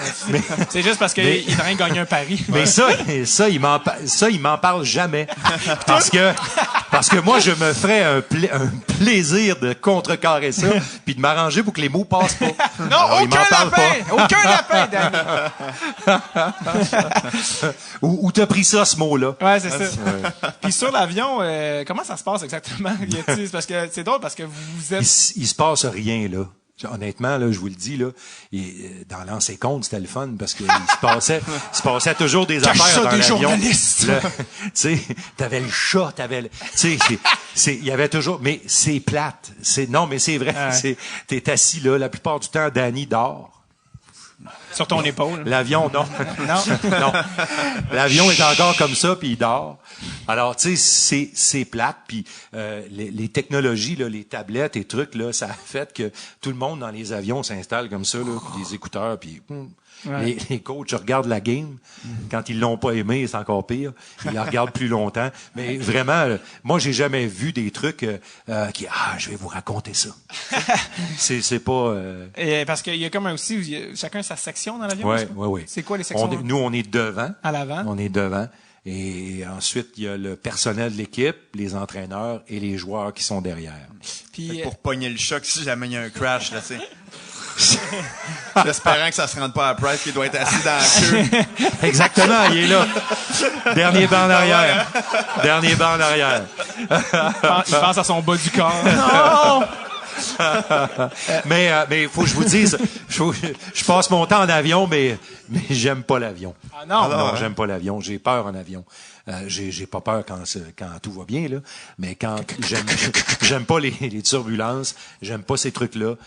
J'aime pas l'avion. Les plus petits avions comme ça, ils doivent brasser un petit peu plus. Non, c'est quand même assez gros. C'est un Airbus 319 qui est assez gros, là. Mais non, j'aime pas. Vas-y, vente. J'aime pas les turbulences. Quand il y a des turbulences, est-ce que les membres du personnel après retrouvent plus de petites bouteilles de vodka vide en dessous de ton siège? Non. Est-ce que vous pensez-tu parce que je sais qu'on m'a dit à un moment donné que les joueurs passaient les douanes au Centre Bell. Est-ce que vous? Non? Non, c'est la sécurité. Le 11 septembre a beaucoup compliqué les déplacements des équipes de sport professionnelles, la sécurité. Fait que c'est 11 septembre. 11 septembre, juste avant l'Halloween. 2000. Quelle année? C'est les avions, là. Avant, Martin, il portait un voile, là. Il ne voyait pas plus. Non, avant, il voyageait un beau voile, là. Il le met plus. Oui. Alors, ça a compliqué un petit peu les déplacements. Ouais. Puis la sécurité est de plus en plus lourde. D'ailleurs, le débat des reprises vidéo qu'on fait cette semaine, on devait avoir une reprise sur ci, une reprise sur ça. À un moment donné, quand ils vont discuter de ça entre eux autres, là, il va y avoir la longueur des matchs pour le téléspectateur, mais pas seulement pour le téléspectateur, parce que nos couvre-feux, les heures de couvre-feu dans les aéroports sont de plus en plus sévères et ont été raccourcis. Comme ici à Dorval, c'est 23h40 ou 45. Il n'y a pas de décollage après cette heure-là. Il peut arriver un avion d'ailleurs, mais il n'y a pas de... Alors, tu sais, ça va très vite. Ça devient un enjeu économique. Changer, ouais. Alors, si tu allonges les matchs avec des reprises et des reprises et des reprises, il y a dans certaines villes où tu pourras pas décoller après un match parce que tu vas avoir passé l'heure où c'est prévu pour un décollage. Intéressant comme point. Quand tu es dans l'avion, vous êtes tous ensemble, mais vous avez une job où aussi vous critiquez les Canadiens, puis vous critiquez le personnel, tout ça. Puis là, vous êtes assis à côté de... Les coups de genoux dans le banc. Oups. Claude. Ça s'appelle gagner le respect de ces gens-là. Ça s'appelle gagner le respect de ces gens-là. Quand ils te respectent, ils seront probablement pas contents si tu dis quelque chose. Puis souvent, ils l'entendent pas eux-mêmes. Là. Claude Julien m'écoute pas pendant qu'il dirige son match. Puis ce qui arrive souvent, c'est que ça va venir de la famille. Tu sais, la fibre émotive, là, le beau-frère, l'oncle, le père qui va entendre quelque chose, pour lui, une mauvaise passe ou un mauvais jeu, ou de dire que fiston a fait un revirement, ce qui a coûté un but, tu sais, ça vient chercher là. Alors souvent, l'athlète va en entendre parler, le rebound va venir par la famille. Alors ça, on est habitué à ça. Mais les années et le respect, parce que, encore là, la langue française a des mots extraordinaires pour dire les choses telles qu'elles le sont. Un chat, ça s'appelle un chat. Mais tu peux dire, mais t'es pas obligé de dire le maudit tabarouette de Saint-Cybole de chat tout croche, tout trempe. Ouais. T'es pas obligé de dire ça. Sauf qu'il l'a mérité. Il l'a mérité, tu le dis. Non, c'est pas oui, mais... mais tu sais, quand les joueurs jouent moins bien, l'équipe va moins bien. Oui, absolument, absolument. Puis de toute façon, on est redevable au public. Ouais. On est redevable à ceux qui nous écoutent. Ensuite, nos patrons qui nous embauchent, qui paient nos salaires. On est redevable à ces gens-là, d'abord et avant tout. Puis... avec le temps, ces gens-là aussi, quand je parle des gens, je parle des gens de hockey, finissent par te connaître, finissent par savoir qui tu es, puis ils finissent par savoir aussi comment tu fais les choses et pourquoi tu fais les choses. Puis là, ça prend une connotation différente, mais c'est sûr que ces frictions-là peuvent arriver. As-tu déjà vécu des malaises ou des trucs? Pas dans l'avion encore, là, mais il y a eu des malaises, là. Il y a eu des moments où, tu sais, il y a un joueur, moi, qui m'a tourné le dos. Il m'a tourné le dos, j'avais mon micro, il m'a tourné le dos. Mais ça c'est à toi en entrevue, là, dans le fond. Avant que commence l'entrevue, là, il m'a tourné le dos en voulant dire, je veux pas te parler, ça m'intéresse pas de te parler. Puis je savais pourquoi. Il y a un joueur qui m'a confronté. Parce que j'ai critiqué sa façon de jouer, j'ai noté certaines erreurs qui étaient récurrentes dans sa façon de jouer, pas dans ma description, mais dans les autres chroniques que je fais.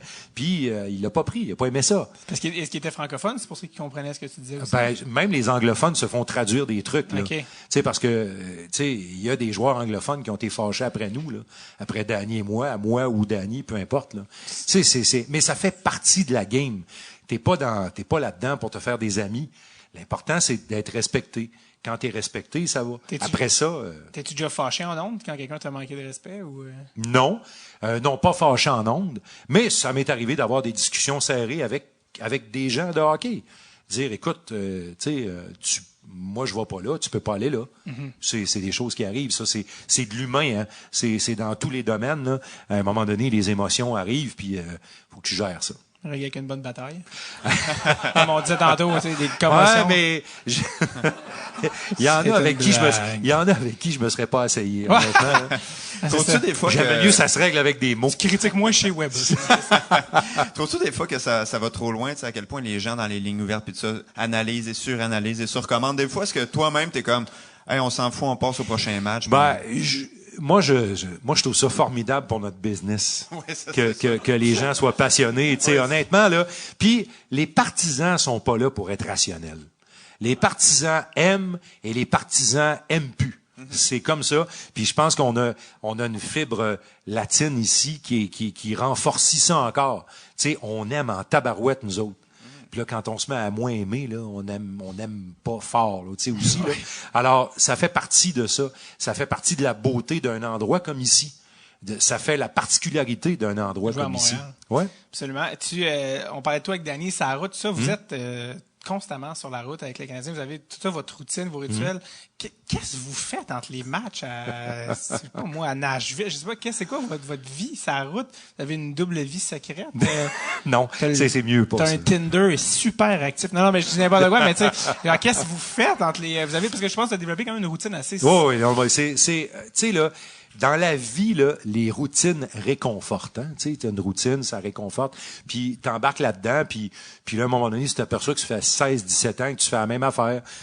Tu sais, c'est quand on rentre de souper, Danny et moi, du restaurant, puis qu'on arrive à l'hôtel, ça fait 16 ans qu'on se retrouve à 9 heures.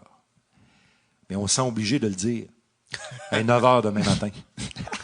Avant dans l'hôtel, ça devrait même plus se dire, là. Ouais. Tu sais, quand ça fait 16 ans, là, que c'est comme ça, mais c'est comme ça. Puis, tu sais, la vie des athlètes, là, des sportifs, c'est très routinier. Ouais. On leur apprend à travailler premièrement pour leur alimentation, leurs heures de repos et tout ça. On leur apprend à travailler avec une routine, à s'établir une routine. Puis nous autres, là-dedans, on est autour, puis on est un peu victime de leurs horaires. Mm-hmm. C'est-à-dire que moi, l'horaire d'entraînement du Canadien, c'est mon horaire de travail.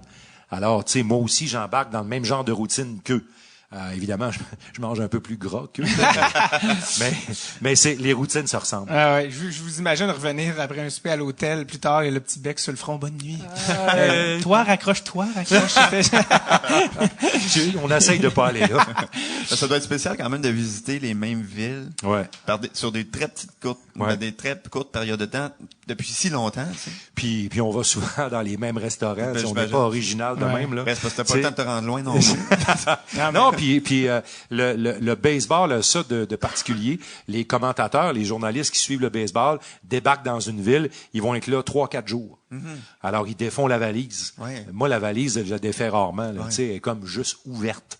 Ouais. Puis le hockey, ben c'est ça. Tu quittes la ville tout de suite après le match. Quand vous voyez les joueurs du Canadien sortir de la patinoire après un match, dites-vous que entre 90 minutes plus tard, on va être assis dans l'avion va être prêt à décoller. Ah ouais. Hein. À peu près. Puis c'est tout le temps prochaine destination. Exactement. On n'a pas le temps de tu sais, je suis allé visiter Washington il y a 3 ans en auto. Je suis parti en auto avec ma blonde. On est allé à Washington. J'adore la ville de Washington. J'ai vu la Maison Blanche parce que de l'hôtel à l'aréna, on s'arrange pour passer en avant là. Mais moi, je connaissais pas les musées de Washington. Je connaissais pas tous les parcs de Washington. Je connais ceux qu'on voit là. Mais on n'a pas le temps de visiter des villes. On connaît les villes, mais on ne les visite pas. Ton rythme de vie me fait penser, je sais pas si tu as vu le film Up in the Air avec George Clooney. Oui, exactement ça. C'est super efficace. Comme toujours fait en l'air des Asiatiques, c'est pas raciste, mais ils sont plus efficaces. C'est exactement ça. C'est exactement ça. On ramasse des points d'hôtel. Ouais, c'est ça. Oui. Puis on appelle nos blondes à peu près à la même heure toujours. Non, mais c'est un peu ça. Puis on a besoin. Là, je vous dis ce que je fais cette semaine. Là, je me réapproprie mon chez moi. Je m'assois chez nous, puis je suis content d'être chez nous. Tu sais, mon salon, mes affaires, ma cuisine, tu sais, puis quand on voyage beaucoup dans la vie, les gens qui sont dans le domaine du spectacle, qui font de la tournée, ils ont besoin. Sauf qu'une tournée, ça peut durer 2, 3 ans, 4 ans quand t'es bien populaire. Nous autres, la tournée, ça fait 16 ans qu'elle dure, là. Mm-hmm. Alors, mais c'est vraiment important d'aller te grounder chez vous quand tu fais ce genre de vie-là. Absolument. Vous arrivez aussi quand même des petites cocasseries, évidemment. À l'occasion, j'ai en tête un certain souper à Saint-Louis. Je sais que... Ah oui, mais ça... sais pas de quoi je parle. Oui, mais ça, c'est de la manipulation. En fait, à Saint-Louis, il y a un steakhouse qui est assez populaire là-bas, qui est détenu par un joueur de baseball. J'aime beaucoup le baseball, alors là, je voulais aller manger mon steak là.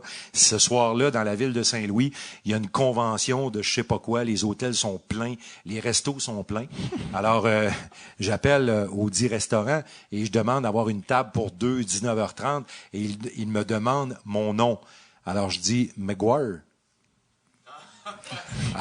C'est des fans de baseball dans la salle. Alors là, la dame à la réception dit « Are you Mr. McGuire? »« Yeah, I'm Mr. McGuire. »« Hold on 1 second. » Elle revient, elle dit « On va vous accueillir absolument. Absolument. Merci de nous avoir choisi, M. McGuire, ce soir. » Êtes-vous avec M. Dubé? Ça me fait plaisir. Ça me fait plaisir. Alors, quand on est arrivé au restaurant, on s'est présenté là, puis il était comme là. Il attendait, je sais pas, il voulait faire signer des trucs ou des photos. Puis là, je me suis présenté au petit lutrin de l'accueil, puis je dis, j'ai une réservation pour 2 personnes. Your name, sir? McGuire. Là, ça fait comme... Ça fait comme... Quel imposteur! Alors là, j'ai quand même sorti mon permis de conduire pour quand même leur montrer que j'étais vraiment un McGuire. Ah ouais, parce qu'eux, ils avaient raison. Eux, ils attendaient celui qui frappait des circuits là, pour les Cards de Saint-Louis. Oui, mais bon, ça a été un bon truc pour avoir une table. Mark McGuire, ancien frappeur d'étoiles, des Cards. Oui. Moi, la même affaire m'est arrivée l'autre fois au Subway. J'ai Corriveau, tu sais, là, ils attendent avec un bûcher. Ils pensaient que j'étais la sorcière. Non, mais ça peut arriver à tout le monde. Les fameuses réservations au Subway. Subway Montréal. Vraiment 2 places, 7h30. Voyons! Allô? Il y a Allô? rien de correct dans cette anecdote. Mais tu sais qu'il y a des Subway, t'es mieux de réserver. Oui, alors. ben je sais bien, là. Je réserve mon pain à avoine et miel. Il y a des Subway où t'es mieux de pas aller du tout. Qu'est-ce qu'on... je vais te demander, parce que tu connais Danny mieux que tout le monde. Qu'est-ce qu'on sait pas de Danny Dubé? Je pense que le gars que vous écoutez en ondes, là, il est assez transparent. Danny est très méthodique dans ses affaires, son approche. C'est quelqu'un d'extrêmement discipliné dans son alimentation, dans ses habitudes de vie. C'est quelqu'un qui est très systématique. C'est un coach. Hein? Alors, il pense, puis il découpe sa vie comme un coach. Mais c'est quelqu'un... T'es en chef, Danny. Oui, absolument. Puis c'est quelqu'un... par contre, tu sais, la raison pour laquelle on a du fun ensemble, là, c'est que j'étais un peu l'autre bord, moi. J'étais un peu l'autre... L'autre sphère du cerveau. J'étais un peu celui qui dit une autre bouteille, peut-être, là, ou je sais pas quoi. Tu sais, je suis souvent celui qui fait ça. Et reprend la Non, mais je sais, on a eu une petite bouteille, puis là, ben, je dis une autre bouteille, parce que la bouteille était tout de suite, Monsieur Maguire. Le restaurant. Est-ce que je vais te demander? Oui, ça, parce que tu disais, vous riez, on vous entend souvent rire en ondes. Oui. Puis je pense que c'est sincère. Puis vous avez c'est sincère. Vous en avez souvent des fourrés, là. C'est tout le temps drôle aussi de vous entendre rire. Là. Ouais. Danny, toujours, je pense que Danny a ri 5 minutes parce que vous êtes revenu en ondes après la pub de toi avec Dan Savoie qui est Patrice Lemieux. Oui. Puis il t'appelle Hey Marty. Ouais. Puis ils sont revenus en ondes, puis Danny t'es comme Marty. Il a ri comme 5 minutes, c'est malade. Et je pense que votre plus gros fou rire, si je me trompe pas, vous l'avez eu au New Jersey. Oui, c'était formidable. Peux-tu me raconter ça, s'il te plaît? Formidable. Le vieil aréna des Devils, on faisait les matchs dans les gradins. Il n'y avait pas de galerie de presse. On était à mi-chemin dans le premier bol, là, si on veut, là.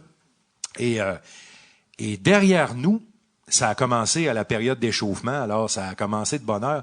Il y avait une dame qui était probablement une sortie spéciale avec son chum. Puis elle avait commencé à boire très tôt. Et elle avait sorti sa plus belle jupe courte, son plus beau coat court, puis elle buvait énormément.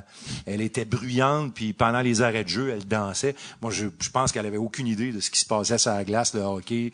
10 gars, une rondelle, c'était pas important pour elle. Il y avait un film dans sa tête qui était pas mal meilleur que ça. Et à un moment donné, tu sais, ça attire l'attention quelqu'un qui est moche, là, puis qui a une allure moche, puis qui a l'air tout croche. Alors, tu sais, tu regardes toujours un peu comme ça. Et cette dame-là a tombé. Elle a déboulé les marches comme ça. Touc, touc, touc, touc, touc. Et elle s'est rendue jusqu'en bas avec les pieds dans la bande comme ça. Fesses en l'air. Oui. Et la jupe courte était probablement juste en dessous de son menton lorsque elle est arrivée en bas. Et son chum est resté à sa place sans bouger. Et ça se passe pendant que le Canadien est en train de manger une volée. Le match est dol. Le match il est perdu d'avance, là. C'est fini. Il n'y a plus de match. Puis là, madame est en bas. Comme ça, dans la bande, avec les gens de sécurité qui essaient de la relever. Puis là, comme un pas peu... facile de ramasser de l'eau. Non, ouais, écoute, puis je pense qu'on s'est rendu à au moins 7 minutes de rire, au moins. Parce qu'il y a été un bout sans arrêt de jeu, là. Là, t'entendais, là, la rondelle, les coups de patin, rondelle sur le poteau, les « ah ». Puis là, t'avais juste 2 gars qui riaient par-dessus ça. Puis ça, c'est important à la radio. Ça, c'est important de le partager avec les auditeurs. On n'a pas tout raconté comme je vous raconte ce soir, là, mais tu sais, on n'a pas parlé de la jupe, on n'a pas parlé du petit coco. Mais c'est important de le partager avec les auditeurs, ça. Puis surtout que c'est surtout une game qui est plate comme ça. Surtout une game plate. Mais en même temps, ça peut arriver dans une bonne game, sauf que là, il faut que tu reprennes, faut que le reset se fasse plus rapidement. On était à un téléphone intelligent d'avoir une vidéo virale avec elle. Là. Probablement, oui. Oui, absolument. Aujourd'hui, c'est sûr que vous auriez pu trouver ça aisément sur le web. Puis à un moment donné aussi à New York, là, l'ancien Madison Square Garden, on était aussi dans les gradins. Alors, il y avait une dame qui faisait beaucoup de charme à beaucoup de monde autour. Tu sais? Puis à un moment donné, pendant un arrêt de jeu, Le gars à côté d'elle, le gars qui l'accompagne, la demande en mariage. C'est une joke? Non, et la caméra s'en va dessus, il se lève, il monte la bague. Alors moi, je regarde ça, puis je dis, pauvre gars, faut aller lui dire quelque chose. Il va partager sa vie avec cette femme-là, puis je pense qu'elle est pas vraiment intéressée à lui, mais on n'est jamais allé lui en parler, mais c'est le genre de choses qui arrivent quand on était dans les gradins comme ça. C'est New York est une faune assez particulière. Et New York, le Rangers, tu veux dire? Oui. Ouais, oui. c'est ça. Long Island, Oui. plus normal. Long Island, c'est plus tranquille. Ouais, c'est ça. C'est plus tranquille. Je vais te demander, oui, c'est ça, c'est parce que tu fais beaucoup d'affaires radio aussi, tu fais des chroniques. Oui. Tout ça, tu es beaucoup sur la route, tu fais beaucoup de segments au téléphone. Oui. Puis là, c'est plus légal de parler avec le téléphone dans les mains. Mais des fois, c'est arrivé où tu t'es fait arrêter. Mais oui. Tu baissais pas la fenêtre au policier parce que tu étais en onde. Et est-ce que ça écoutait avec tes filles? J'ai fait ça une fois. OK. J'ai fait ça une fois, je vous le jure. J'ai fait ça une fois. Et c'est il y a longtemps, parce qu'on commençait à conscientiser les gens pour le cellulaire. Mais c'était, si ma mémoire est bonne, c'était pas encore complètement illégal, où il y avait peut-être une amende là qui était minime, puis il y avait pas de points à enlever à ce moment-là. Et je m'en souviens très bien parce que c'est la veille du rachat du Canadien par la famille Molson. Oh. Et j'étais pas en onde, j'étais au téléphone avec une personne qui était tout près d'une salle de réunion où tout ça était en train d'arriver. Alors, j'ai dit, j'attendais un retour d'appel pour valider des informations. Et ce retour d'appel-là est arrivé au moment où j'ai tourné dans mon quartier chez moi avec mes enfants, puis là, la police était là. Alors, j'ai dit, bon, j'ai fini ma conversation, puis le policier a dit, finis-la ta conversation. J'ai fini ma conversation. Là, j'ai expliqué au policier candidement, j'ai dit, voici, le Canadien sera vendu demain. Alors, le policier me regarde. Ah oui? Sérieux, le gros? Demain. Puis là, mais il dit, vous n'avez pas le droit d'avoir votre cellulaire quand même. Je le sais, mais j'ai dit quand même, le Canadien va être vendu demain. Alors, c'est quoi que tu comprends pas? Alors, je donnerai pas le nom de la municipalité pour pas que le policier se sente mal, mais le policier m'a dit, hey, à qui? Alors c'est ça. Puis j'ai quand même essayé de dire à mes filles, faites pas ça, s'il vous plaît. C'est ça. C'est drôle quand même, un enfant qui doit sortir du policier. En ce moment, il a un téléphone très important, juste 2 minutes. D'ailleurs, c'est drôle parce que j'ai été témoin d'une, parce que quand on s'est parlé au téléphone, t'étais là, mais t'as une commande à l'auto, Tim Hortons, extrêmement précise. C'est toujours la même phrase. De toute façon, j'ai parlé des routines tantôt, c'est toujours ça. T'as ta catchphrase oui, absolument. Au drive-thru. C'est un grand café, 2 laits, couvercle bombé, verre pas trop plein. Ça a le mérite d'être clair. C'est ça qui est mal. C'est comme ça. Mais quand tu disais couvercle bombé, je pensais que c'était une joke. Mais non, c'est parce qu'il y a un couvercle. Oui, parce qu'un couvercle bombé, ça cochonne pas les consoles de voiture. OK. Et un verre trop plein, quand tu mets les freins, le café revole pas partout. Puis à fond, c'est juste ça. Puis avec le verre, est-ce qu'ils t'ont déjà dit quoi? Puis là, t'arrives à la fenêtre, puis j'en ai-tu assez enlevé? Là, ses doigts, ça brûle! ils ont l'impression de te passer un sapin, tu sais, sont là. Lui, il a demandé qu'on y en passe une vitre, tu sais. Alors, c'est ça. Si vous traînez dans un Tim Hortons et que vous entendez. Oui. Pas trop plein, café bombé. Oui. Mais comme je vais toujours au même Tim Hortons, je pense ils s'y attendent maintenant. Tu vas pas aux États-Unis? Non, t'as pas de commande à l'auto aux États-Unis? Non. Oui, c'est ça, parce qu'on parlait, parce que j'ai une amie commune avec une de tes filles. Oui. T'as des jumelles, en plus. Oui. Et puis, elle me racontait que, son père étant Martin McGuire, elle avait la chance d'avoir, à l'occasion, l'opportunité d'aller voir des matchs au Canadien, quand elle commençait à avoir des petits chums. Mais t'avais une technique de surveillance plutôt précise. Est-ce que tu sais de quoi je parle? Oui.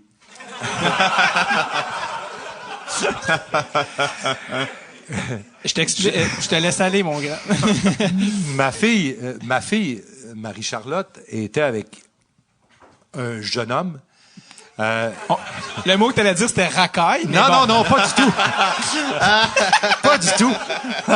Faut que tu fasses attention.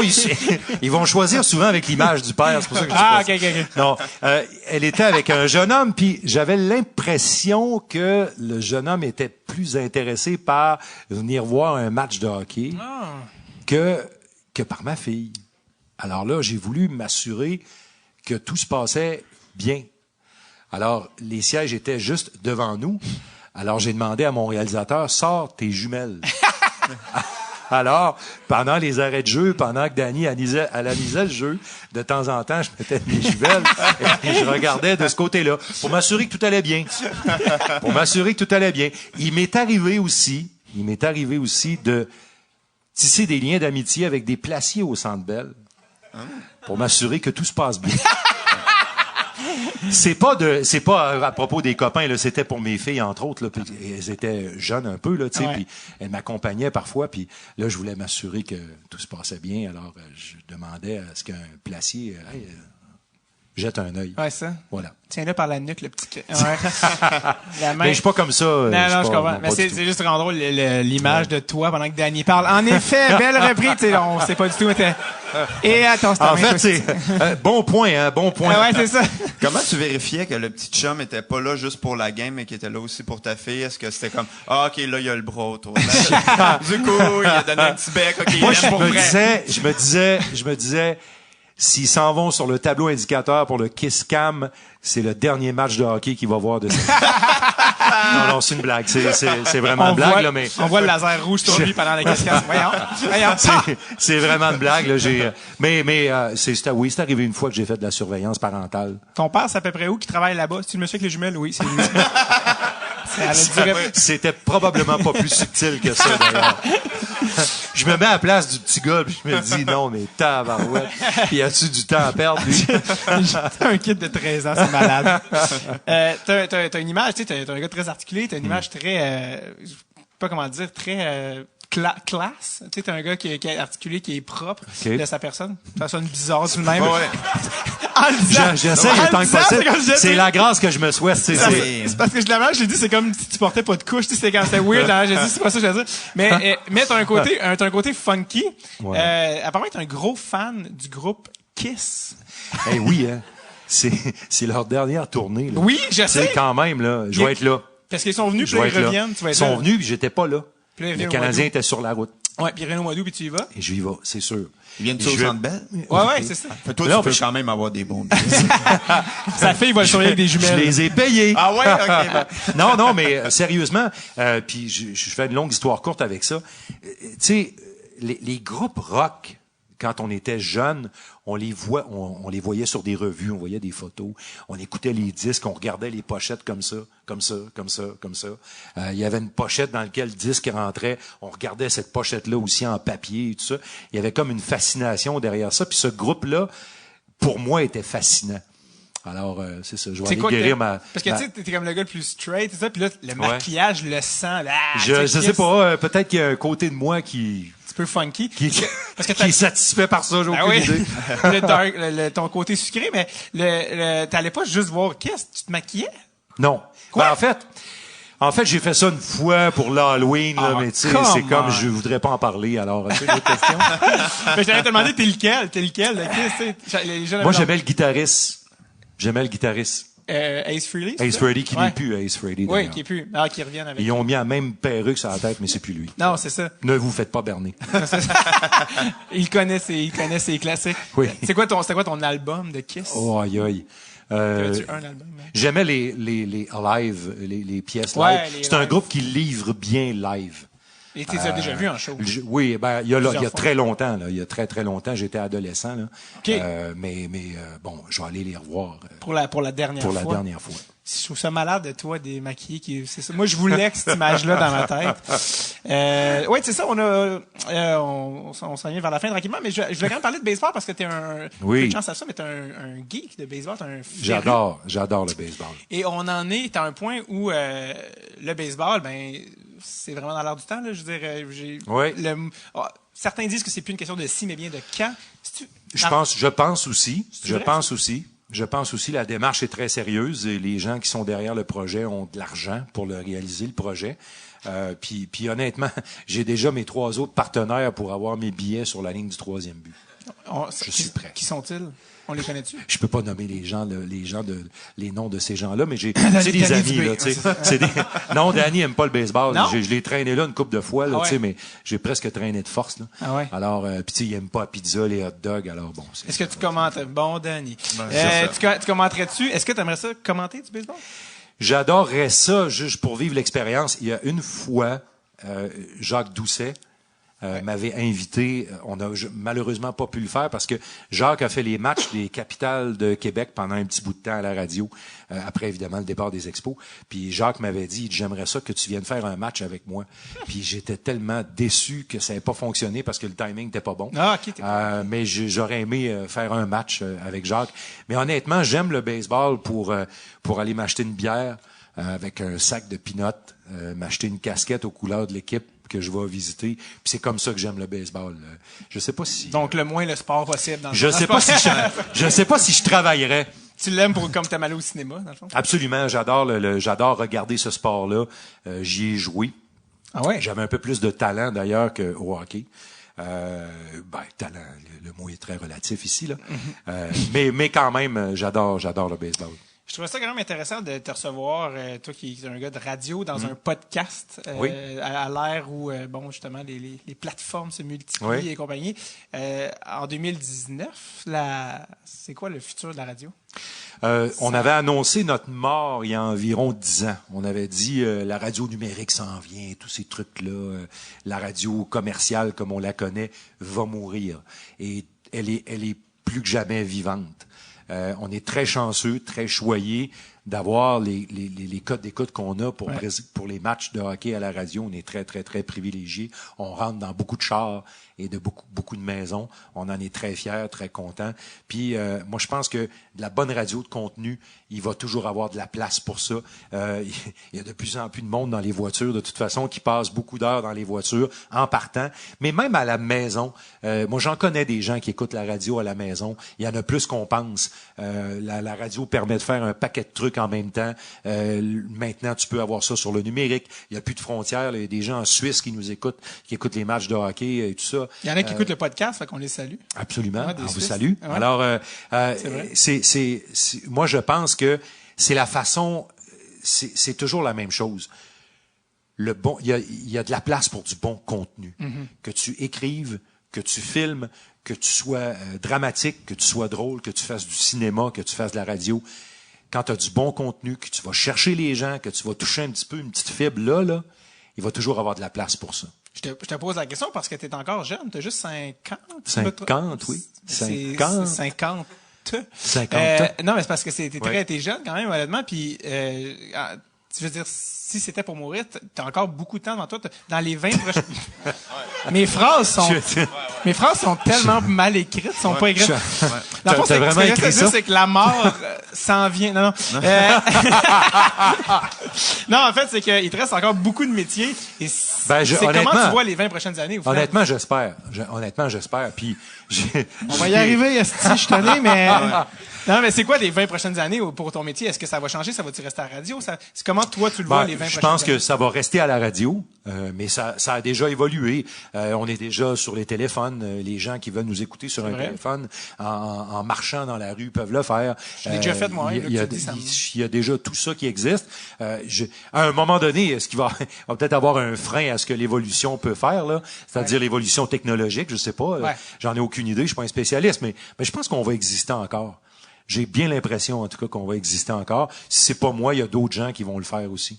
Bon, ça, c'est une chance. Parce qu'il y a même des gens qui, peut-être qui l'ont déjà fait, qui mettent leur radio à côté de leur télé puis ils posent la télé pour vous synchroniser. Ouais. Toi puis Danny, puis on met la télé sur mute pour avoir les J'entends beaucoup parler aussi de gens qui font d'autres choses en même temps, puis souvent il peut avoir un délai pour la retransmission entre 3 et 4 secondes là, entre ce que moi je décris et ce que vous voyez à la télé.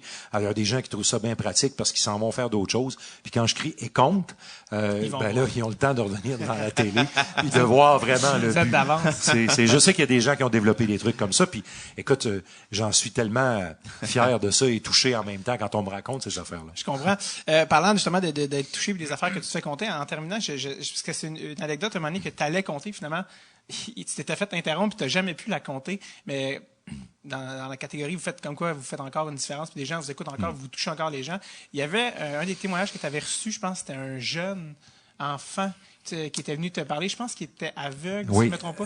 Mais finalement, tu n'as jamais compté cette histoire-là. Fait. En fait, le jeune homme avait perdu la vue à l'âge de 6 ou 7 ans en raison d'une maladie et tout ça. Et disons, de 4 ans à 6 ans, son père l'amenait voir les matchs au Forum. Puis, quand il a perdu la vue, il a dit, c'est fini le hockey. Je peux plus voir le hockey, alors c'est fini, ça m'intéresse plus. Et cette personne-là, plusieurs années plus tard, adulte, s'assoit dans un taxi. Et c'est l'année, on a appelé ça le printemps à lac, là, ici, nous autres, là, le 2010, là, l'épopée du Canadien en série. Et cette personne-là s'est assise dans un taxi. Et le taxi nous écoutait. Et lui, il a demandé, il dit, c'est quoi ça? Ben, il dit, c'est le match du Canadien à la radio. Alors, cette personne-là nous a écrit, à Danny et moi, parce qu'il n'y a pas seulement moi, là, nous a écrit une longue lettre pour nous dire que ce jour-là, il a recommencé à suivre les matchs du Canadien et il n'y en a pas manqué un après. Puis il dit, grâce à vous, je vois à nouveau le hockey. Je suis capable de voir le nouveau. Alors, tu sais, des affaires comme ça arrive une fois dans une vie, 2 fois le maximum. Puis, tu sais, des fois, quand ça va mal, là, je l'ai gardé la lettre, là. Puis des fois, quand ça va mal, je peux la regarder encore une fois. Puis je me dis, hey, c'est quand même pas si mal. Eh bien, il était ici ce soir, non, c'est pas vrai. Non, ça a été malade, Pas trouvé le chemin. Honnêtement, je pense que ça fait un certain temps qu'on roule, puis je sais que quand on est en public, on a la chance de faire quelque chose qu'on peut pas faire d'ordinaire, c'est-à-dire prendre les questions du public. Oui. Surtout qu'on vous voit jamais, on vous entend, on vous voit pas. C'est correct, absolument. Et donc, en tout cas, s'il y en a qui ont des questions pour Martin, d'habitude, je le dis d'entrée de jeu, puis pendant le show, vous pensez. Mais on a déjà une question ici, monsieur. Oui, tu peux la dire à voix haute, je vais la répéter au pire. On parle de Danny, du rapport avec Danny. Oui. Ouais. Oh, le rapport avec Ron Fournier qui est sur la même chaîne. Moi, tu parlais du rapport personnel, là, ou... moi, j'adore Ron. Et Ron, c'est une personne... le gars à la radio, là, il fabrique pas ça. Hein. Il est comme ça. Il est comme ça. J'ai travaillé directement avec lui pendant un des conflits de travail de la Ligue nationale, l'avant-dernier conflit, si ma mémoire est bonne. J'ai travaillé un peu avec lui sur son émission. Et si vous pouviez voir Ron quand il fait de la radio, c'est formidable. Ses yeux bougent, ses mains bougent. C'est un show extraordinaire. C'est un show à écouter. Ouais. C'est un show à voir aussi. C'est une personne intense, une personne entière. C'est un peu, il y a un peu l'approche paternelle avec nous autres, là, à la station. Il y a un beau grand bureau, tout en désordre, pas de fenêtre, là. Ouais. Puis des fois, hey, viens t'asseoir. Dis-toi là. Alors là, tu t'assois, puis tu dis, oui, Ron. Comment ça va dans ta vie? Alors là, ça part et tout ça. Mais Ron est une personne très généreuse. Il l'est avec ses auditeurs et il l'est aussi avec ses collègues de travail. On dirait que c'est le Denise Filiatro du sport. Je connais pas Madame Filiatro, mais je connais Ron, ça, je peux te le dire. J'étais allé à son émission, puis il est trop drôle.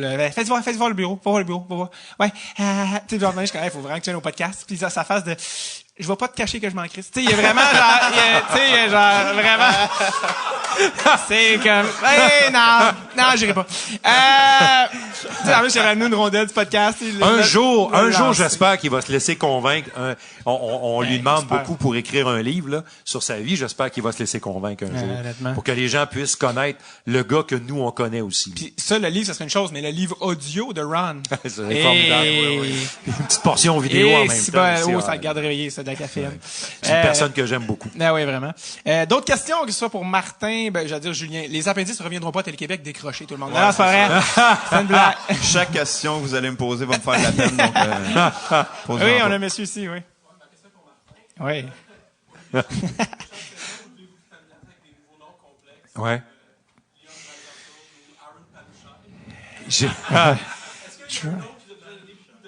Oui, un ou deux, là. Nokelainen, qui a joué pour le Canadien, là. Je l'ai sorti là, mais il a fallu que j'y pense comme il faut. Il y a des noms qui rentrent pas dans le coco comme ça, mais les noms ne sont pas le défi de ce métier-là. C'est la vitesse du jeu. Puis je vous le dis vraiment, là, entre les matchs qu'on faisait, disons, en 2006-2007 et les matchs qu'on fait aujourd'hui, là, une équipe comme Tampa Bay qui contrôle bien la rondelle puis qui a un bon tempo dans son jeu, là, je vous jure qu'il faut avoir les yeux dans le bon trou. Ouais. Puis qu'après ces soirées-là, là, c'est ouf. T'es fatigué. Oui, absolument. Ouais. Puis le jeu, les noms, là, on finit par les reconnaître. C'est comme, moi, je compare souvent le pharmacien, là, les noms de médicaments, l'ont de même. Il les connaît pas tous, mais il les reconnaît. Ouais. Alors, tu sais, c'est un peu ça pour nous. Mais la vitesse du jeu, par contre, Ça, c'est difficile. ça nous oblige à beaucoup de concentration. Tu dois avoir, avec les années, les noms que tu as vu passer. C'est quoi tes noms préférés? Parce que moi, il y a des noms, je trouve, qui disent bien, qui ont une musicalité. Moi, par exemple, le temps que je te laisse réfléchir, mais moi, Cal Clutterbuck, je trouve que ça roule en bouche. Cal Clutterbuck. Non, mais il y a un L de trop là-dedans. Mais c'est comme dire butterscotch. Il y a comme un... Tu sais, il y a un gars des Stars qui s'appelle Cliff Poo. C'est un Asiatique. Cliff Poo. Puis je suis aussi très fan aussi des noms franco-anglo. Oui. Genre Dalton Léveillé. Tout ça, dans un contexte humoriste. Évidemment, mais... La première journée à l'école, c'est plate, un nom de même, mais c'est une patinoire, c'est Ah oui, OK. c'est ça. T'as-tu tous C'est des noms OK. que c'est des noms préférés à dire? Ah, Non? il y en a qui sont le fun. On a parlé de Tatar. Tatar, il sort bien, Ouais. c'est le fun. C'est le fun. Tatar. Il est comme devenu un... ouais. T'as vu le vidéo virale? Oui, absolument. Absolument. Il y a des noms comme ça qui sortent bien. J'en ai pas en tête, là, mais il y en a avec qui c'est le fun de faire de la musique. Des noms plus longs? Ou, Ouais, dépendamment. Pacioretty, je l'ai déjà découpé en 3 syllabes. Il m'en avait parlé d'ailleurs que j'avais découpé son nom. Il dit pourquoi tu découpes mon nom comme ça? Ben j'ai dit parce que là, j'ai dit il y avait du bruit de même dans le Centre Bell, il y avait du bruit de même dans mes oreilles. Puis là j'ai dit j'avais le souffle rendu là. Fait que là j'ai dit il fallait que le respire passe. Alors j'ai découpé ton nom en 3 parties. Pacioretty. C'est ça. Alors voilà. Y a-t-il des joueurs des fois qui viennent dire hey, excuse mon nom c'est pas de même ou comment ça fonctionne pour la prononciation? Ça d'ailleurs, je partirai pas le débat là-dessus, mais ce qui est un peu particulier là, c'est que souvent un joueur qui a un nom qui peut se prononcer de différentes façons, dépendamment de sa nationalité. Moi souvent je vais aller voir le joueur une fois. Et souvent, c'est quand il est à son premier camp d'entraînement ou quand il est jeune. Alors, il va te dire, ben moi, je m'appelle comme ça. Quelques années plus tard, ce joueur-là prend du galon et il dit, ben là, je m'appelle plus comme ça. Ben là, moi, j'ai déjà dit à un joueur, ben écoute, c'est une valeur. Parce que tu t'appelles comme ça à cette heure. Au 98.5, tu vas t'appeler comme ça parce que je te l'ai demandé une fois et tu m'as dit que tu t'appelais comme ça, alors tu t'appelles comme ça. Y a-t-il des exemples en tête, des noms qui ont Ben, changé? je pense que l'exemple, c'est Yannick Weber. Ouais. Il a continué de s'appeler Yannick Weber. Je lui ai pas manqué de respect. Puis je lui ai dit, écoute, j'ai pris la peine, Yannick, de te demander à ta première année chez le Canadien comment tu voulais qu'on prononce ton nom. Ouais. Alors, voilà. Tu m'as dit La Chapelle. Je dis La Chapelle. C'est ça. Et Alors... tu resteras La Chapelle. Ouais. Ben, en fait, c'est drôle parce que, tu sais, en plus, c'est un des icônes de votre métier, Monsieur Bob Cole. Oui. Qui a pris sa retraite récemment. Oui. Je pense qu'il a 109 ans, là. Il est 86, 87. 50, 60 ans de métier. 50 ans. 50 ans de métier. Ouais. Et puis lui, Elliot Friedman partageait à l'occasion de sa retraite une anecdote par rapport aux prononciations de noms. Il y a un joueur de la nationale qui s'appelle Vladimir Sobotka. Sobotka. Puis il disait que Bob Cole disait Sobotka. Puis là, Elliot Friedman avait dit humblement, je crois que c'est Sobotka. Ouais. Puis là, il avait dit, t'es sûr? Tu sais, tu veux pas avoir l'air d'un cave devant le gars qui fait ça depuis avant que tu sois né, tu sais. Puis ouais, puis là, il est comme, OK. Puis là, il avait dit Sobotka devant, je pense, le coach. Puis le coach a regardé, genre, il dit jamais son nom de même. Puis là, Elliot Friedman a commencé à se tuer, genre, non! Ma crédibilité! Et là, on dit, puis là, Bob Cole dit, on va aller le voir. Ouais. Puis et avec Elliot Friedman, puis Elliot Friedman était à côté de lui, puis il a dit à Vladimir Sobotka, puis lui, sa question, la manière qu'il formule, c'est comment ton père prononce ton nom. Ouais. Pour pas justement avoir une réflexion de, ben là, je suis ici en Amérique, mais dans le fond, en Suède. Fait que là, il a dit, comment ton père prononce son nom. Puis là, il y a juste 3 secondes de silence. Puis là, Elliot Friedman, il suait, puis come on. Puis là, le gars, il a dit, Sobotka. Puis Elliot Friedman, comme, yes! Yes! Puis il a juste vu le coach faire, OK, ouais, mais moi, c'est pas ce que j'ai entendu. Peut-être que le coach mettait ça. un mot avant son nom, ce qui venait maquiller la prononciation. Non, mais je pense, on le demande, on a la réponse, puis après ça, on s'en va avec ça. Est-ce qu'il y aurait peut-être une, je sais pas, dernière question, ou peut-être qu'il y en a peut-être, plus qu'une dernière, on a un peu de temps. Oui, dans le fond, oui. Oui. Une question d'un gars de Québec à un gars de Québec. Attention. Alors, Honnêtement, je sais pas, je sais ce que je vais faire jusqu'en 2023. Ça, je le sais. Puis après, ben, écoute, j'espère j'espère encore faire le même truc. Puis je sais pas ce qui va arriver à Québec en 2023. Puis honnêtement, je m'arrête pas à penser, j'aimerais qu'il y ait une équipe à Québec, mais pas pour moi revenir, pas parce que j'aimerais revenir nécessairement à Québec pour me coller aux Nordiques, faire les matchs des Nordiques. J'aimerais qu'il y ait une équipe à Québec pour que les jeunes enfants de Québec vivent ce que moi j'ai vécu dans mon enfance. J'aimerais qu'ils puissent vivre ça. Ce qui est assez particulier quand c'est ton sport préféré, quand c'est ton sport favori. Absolument. On avait monsieur... oui, ici, puis après, monsieur, oui. Je serais curieux de savoir tes prévisions, en fait, pour la Coupe. Ils ont pris le débarque mes prédictions parce que, comme un peu tout le monde, moi, je pensais que c'était l'année de Tampa. Je me disais, il y a une équipe qui peut vraiment arrêter Tampa dans l'Est. C'était Washington. Je pense que Washington aurait pu, ne sont plus là, ni un ni l'autre. Puis je me disais que dans l'Ouest, il y a une autre équipe qui peut arrêter Tampa, c'est Las Vegas. Alors, eux sont plus là. Mais honnêtement, là, des équipes qui survivent là, j'aime beaucoup Boston. Je trouve que Boston joue un hockey très systématique. Ça a pas l'air compliqué ce qu'ils font, mais c'est très efficace. Ils ont de l'expérience. Puis l'autre équipe que j'aime dans l'autre conférence, c'est Dallas. J'ai toujours un petit peu de peine quand je vois Radulov jouer, parce que Radou! C'est ça. Radou, c'est un bon joueur de hockey. C'est une drôle de bébite, mais j'aime beaucoup Dallas pour ça. Alors Dallas et Boston là actuellement sont les deux équipes qui attirent l'attention. Je sais pas si t'as entendu de Radulov, il a pris une journée de congé entre les deux rondes. Oui. Puis l'équipe a dit sore back, il y a un problème de dos, mal de dos. Puis quand ils ont demandé à l'équipe pourquoi, il a dit mal au dos d'avoir transporté l'équipe toute la première ronde. C'est le genre. Tu passes l'information et tu fais rire. Du génie.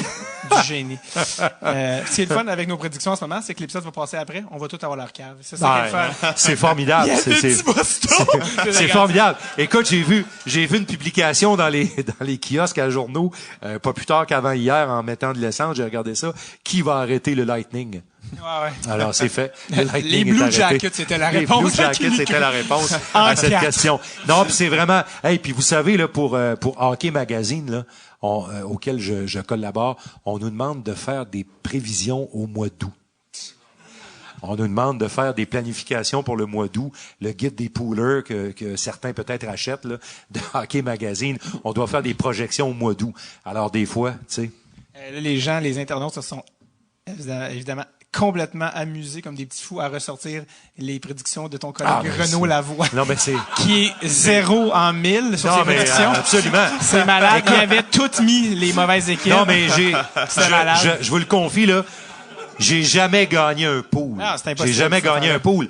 L'un des premiers pools auxquels j'ai participé, là, mon premier choix, qui était Mike Modano, non seulement il s'est blessé, mais quand ils sont venus pour le mettre dans l'ambulance, ils l'ont échappé. Ah oui! Oui! Vous vous souvenez de ça, hein? Ah oui, à retrouver sur Internet. Dans le fond, t'es pas si jeune que ça, là. Non, moi j'ai 72. Non, mais... La civière. La civière, ouais. Il a tombé en bas de la civière. Alors, tu sais, ton premier choix se blesse, puis il l'échappe dans l'ambulance. C'est malade. Aucune chance de gagner. C'est malade. Aucune chance de gagner. Excroyable. On avait monsieur... Oui, qu'est-ce que tu Texas?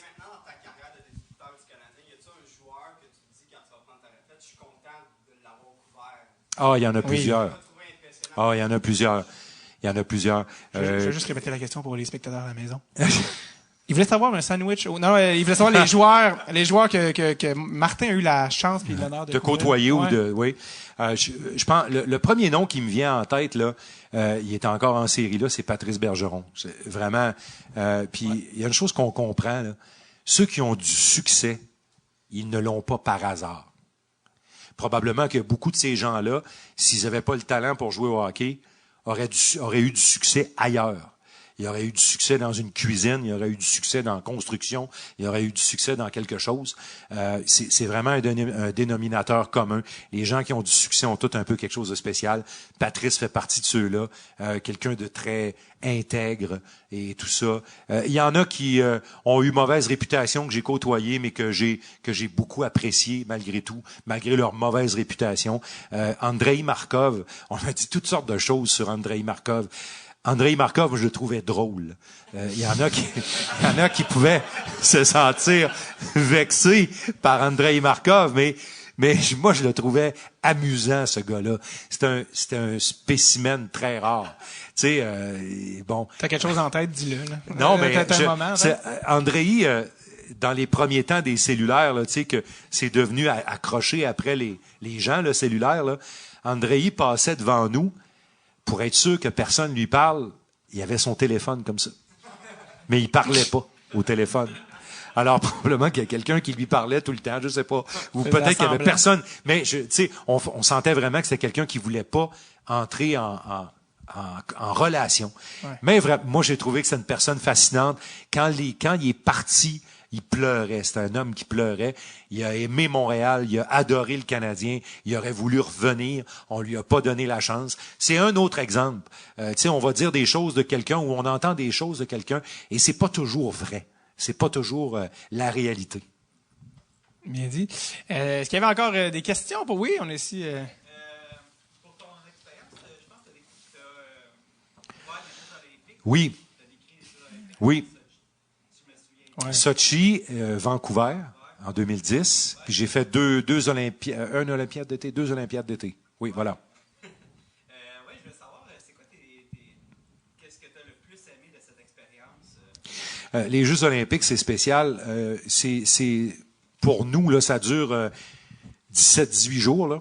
C'est très intense. On se couche très tard le soir parce qu'on travaille tard, puis on se lève très tôt le matin. Puis pendant les Jeux olympiques de Sochi, j'avais eu la brillante idée de autoconstruire une maison aussi pendant ce temps-là. Alors, je parlais à des hommes de chantier assis dans mon lit en plein milieu de la nuit en Russie. Je parlais à mon électricien, entre autres. Ça, c'était une parenthèse de vie privée. Non, mais c'est très intense, les Jeux olympiques. Puis c'est grisant, c'est passionnant. Le match de la médaille d'or des filles contre les Américaines à Sochi. Je l'ai vu comme spectateur. On avait une soirée de congé, je suis allé là. Moi, j'avais quasiment envie de pleurer. J'ai vu ces filles-là gagner. Là. Je voyais les dirigeants de Hockey Canada marcher comme ça, puis les mains dans les poches. Ils étaient stressés, les cravates, tout croche. Là. Ils avaient peur de perdre ce match-là. Puis j'ai dit à quelqu'un à côté de moi, j'ai dit, la 29 va s'en occuper du match. La 29, c'est Poulain. C'est notre Sidney Crosby chez les femmes. Et la 29 s'est occupée des Américaines ce soir-là. Je vous en parle, là, puis j'ai des frissons un peu. J'ai couvert notre ami Antoine Judoka, dont on parlait encore ce matin dans les journaux, quand il a battu un grand champion, tirage au sort, mauvais tirage au sort, tournoi de judo aux Olympiques de Londres. Antoine Valois-Fortier, il tombe contre celui que personne ne veut affronter parce que c'est presque lui qui va avoir la médaille d'or. Il le bat. Lui, il sait pas ce qui est arrivé. La photo est extraordinaire parce que sur le tatami, il y a Antoine qui est couché comme ça. Il pleure parce que lui a gagné. Puis il y a le champion à côté qui est couché, il pleure parce qu'il a perdu. Ils sont tous les deux. La photo est extraordinaire. C'était sur tous les journaux de Londres le lendemain. On est vraiment chanceux de vivre des moments comme ça. Les Olympiques, entre autres, nous en offrent. Vancouver, le but de Crosby, le but qui donne la victoire en prolongation. Il y a 12 entrevues à faire à Crosby avant de se rendre à moi. Il a parlé aux gars de la télé en anglais, en français, au réseau canadien, au réseau américain. Il a parlé... Puis là, moi, j'étais au bout du serpentin. Là, je suis là, qu'est-ce que je vais lui poser comme question? Tu sais, il vient de... Bon, là, il s'en vient, puis il s'en vient, puis il s'en vient, puis il est rendu là, puis je sais pas encore ce que je vais lui poser comme question, comment je vais l'aborder. Parce que moi, je veux avoir un peu d'émotion. Tu sais? Alors, je lui demande, j'ai dit, est-ce que tu viens de réaliser ce que tu as fait? Réalises-tu ce que tu as fait? Il m'a regardé, puis il m'a dit, non. J'ai dit, là, il y a 1,5 million de personnes dehors qui fêtent à cause de ton but. Là, j'ai vu qu'il a figé. Radiophoniquement, c'était pas très bon, là, mais il y a comme eu un silence.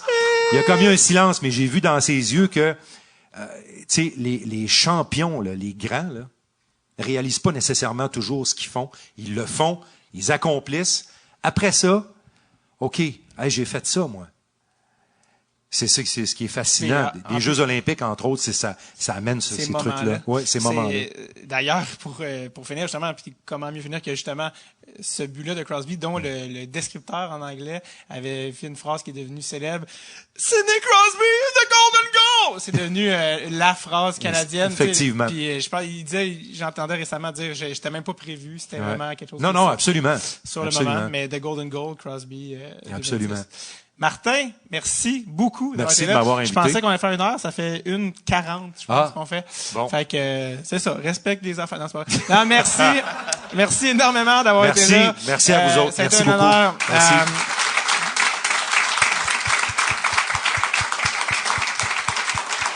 On a également M. Julien Corriveau qui est avec nous, s'il vous plaît, tout le monde. Julien Corriveau. Ils ont enlevé le son de ton micro, j'aime ça. Non, je suis encore... Okay. Merci tout le monde. Il t'a mimé ton merci, je pensais. C'est parce que je veux pas comme finir puis remercier pendant 1 minute. C'est ça, j'aimerais remercier pour les 9 saisons Télé-Québec. Merci David pour la chance de enfin qu'on m'entende sur un médium quelconque. Il y avait une demande pour Corriveau qui parle de hockey. C'était comme complètement, puis merci vraiment. Plaisir, merci. On a... T'as-tu quelque chose à plugger, by the way? J'ai quelque chose à plugger. T'as pas de show, quelque chose, non? Crime, j'ai pas grand-chose ces temps-ci. Je tourne dans une nouvelle émission, une série qui va s'appeler Sylvain Rénov, basée sur la web-série. Fait que je vais être là-dedans, on tourne ça cet été. Sinon, je vais être là à Comédia, faire mon spectacle avec Jean-François Provençal cet été au mois d'août. T'as une soirée aussi, végétalienne. Oui, c'est ça, mais la saison est finie. Oui, mais l'année prochaine, quand ça va passer. Quand je reviendrai à l'Antidote, c'est une soirée mensuelle. Venez manger des faux burgers puis juste des menteries. Après ça, rigoler un peu. Exactement. On a eu également aussi à la console M. Jean-Philippe Levac, mesdames et messieurs.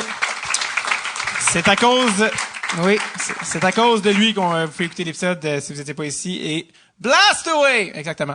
On a également ici Producer Tom qui s'occupe de vous, qui vous accueille à la porte. Et sa future femme, Alexandra, qui vous a servi de la bière, s'occupe de tout. Merci à tout le monde d'être venu. Vraiment, c'est le premier et j'espère pas le dernier, mais bien le début d'une tradition annuelle. On a plein en plus d'anciens invités qui sont là dans la salle. On a Sylvain Taillandier qui est là. Merci de te lever, Sylvain, quand même.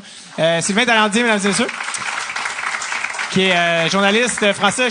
On a fait un épisode avec lui en France l'année dernière. Il nous a amené au président de la Fédération française de hockey sur glace, qui est évidemment un gars de Trois-Rivières. Oui. Absolument. Ouais. Et on a évidemment Marc-Antoine Godin aussi de The Athletic qui est là. Exactement. Merci Marc-Antoine. Merci. Merci vraiment à tous les invités qui ont la générosité de venir. Puis aujourd'hui, c'était Martin. Martin, merci encore. Merci d'être la voix des Canadiens, de nous faire vivre avec émotion les matchs à la radio. Et je te souhaite le mot Cambronne. Vini Gambini. Merci tout le monde. On reste jasé. Il y a l'encan silencieux aussi également, que je veux dire. C'est ça, l'encan silencieux. Il y a des trucs qu'on fait, justement des trucs signés. Faut aller marquer ça. On va faire le tirage dans une autre demi-heure. Donc juste le temps d'aller aux toilettes, prendre un verre. Donc dans une demi-heure, si vous voulez aller bider sur quelque chose que vous voulez, c'est le temps. Sinon, il y a du gear, ceux qui veulent des t-shirts, des affaires de Red Tape. C'est tout là. Sinon, prenez une bière, on reste jasé. Merci encore d'être là. Merci tout le monde. Merci beaucoup. Merci. Merci.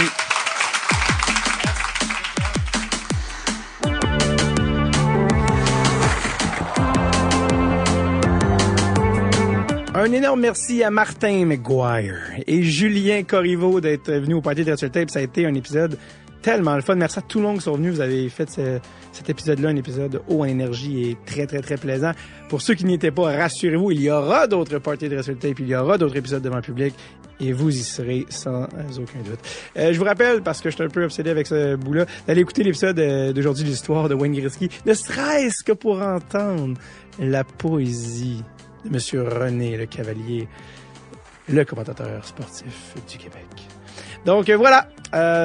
Sinon, je vous rappelle bien sûr d'aller faire un tour sur notre page Patreon pour écouter en ce moment les épisodes des 2 prochaines semaines qui sont déjà disponibles sur notre page Patreon. Sinon, have a good one. OK, bye bye now.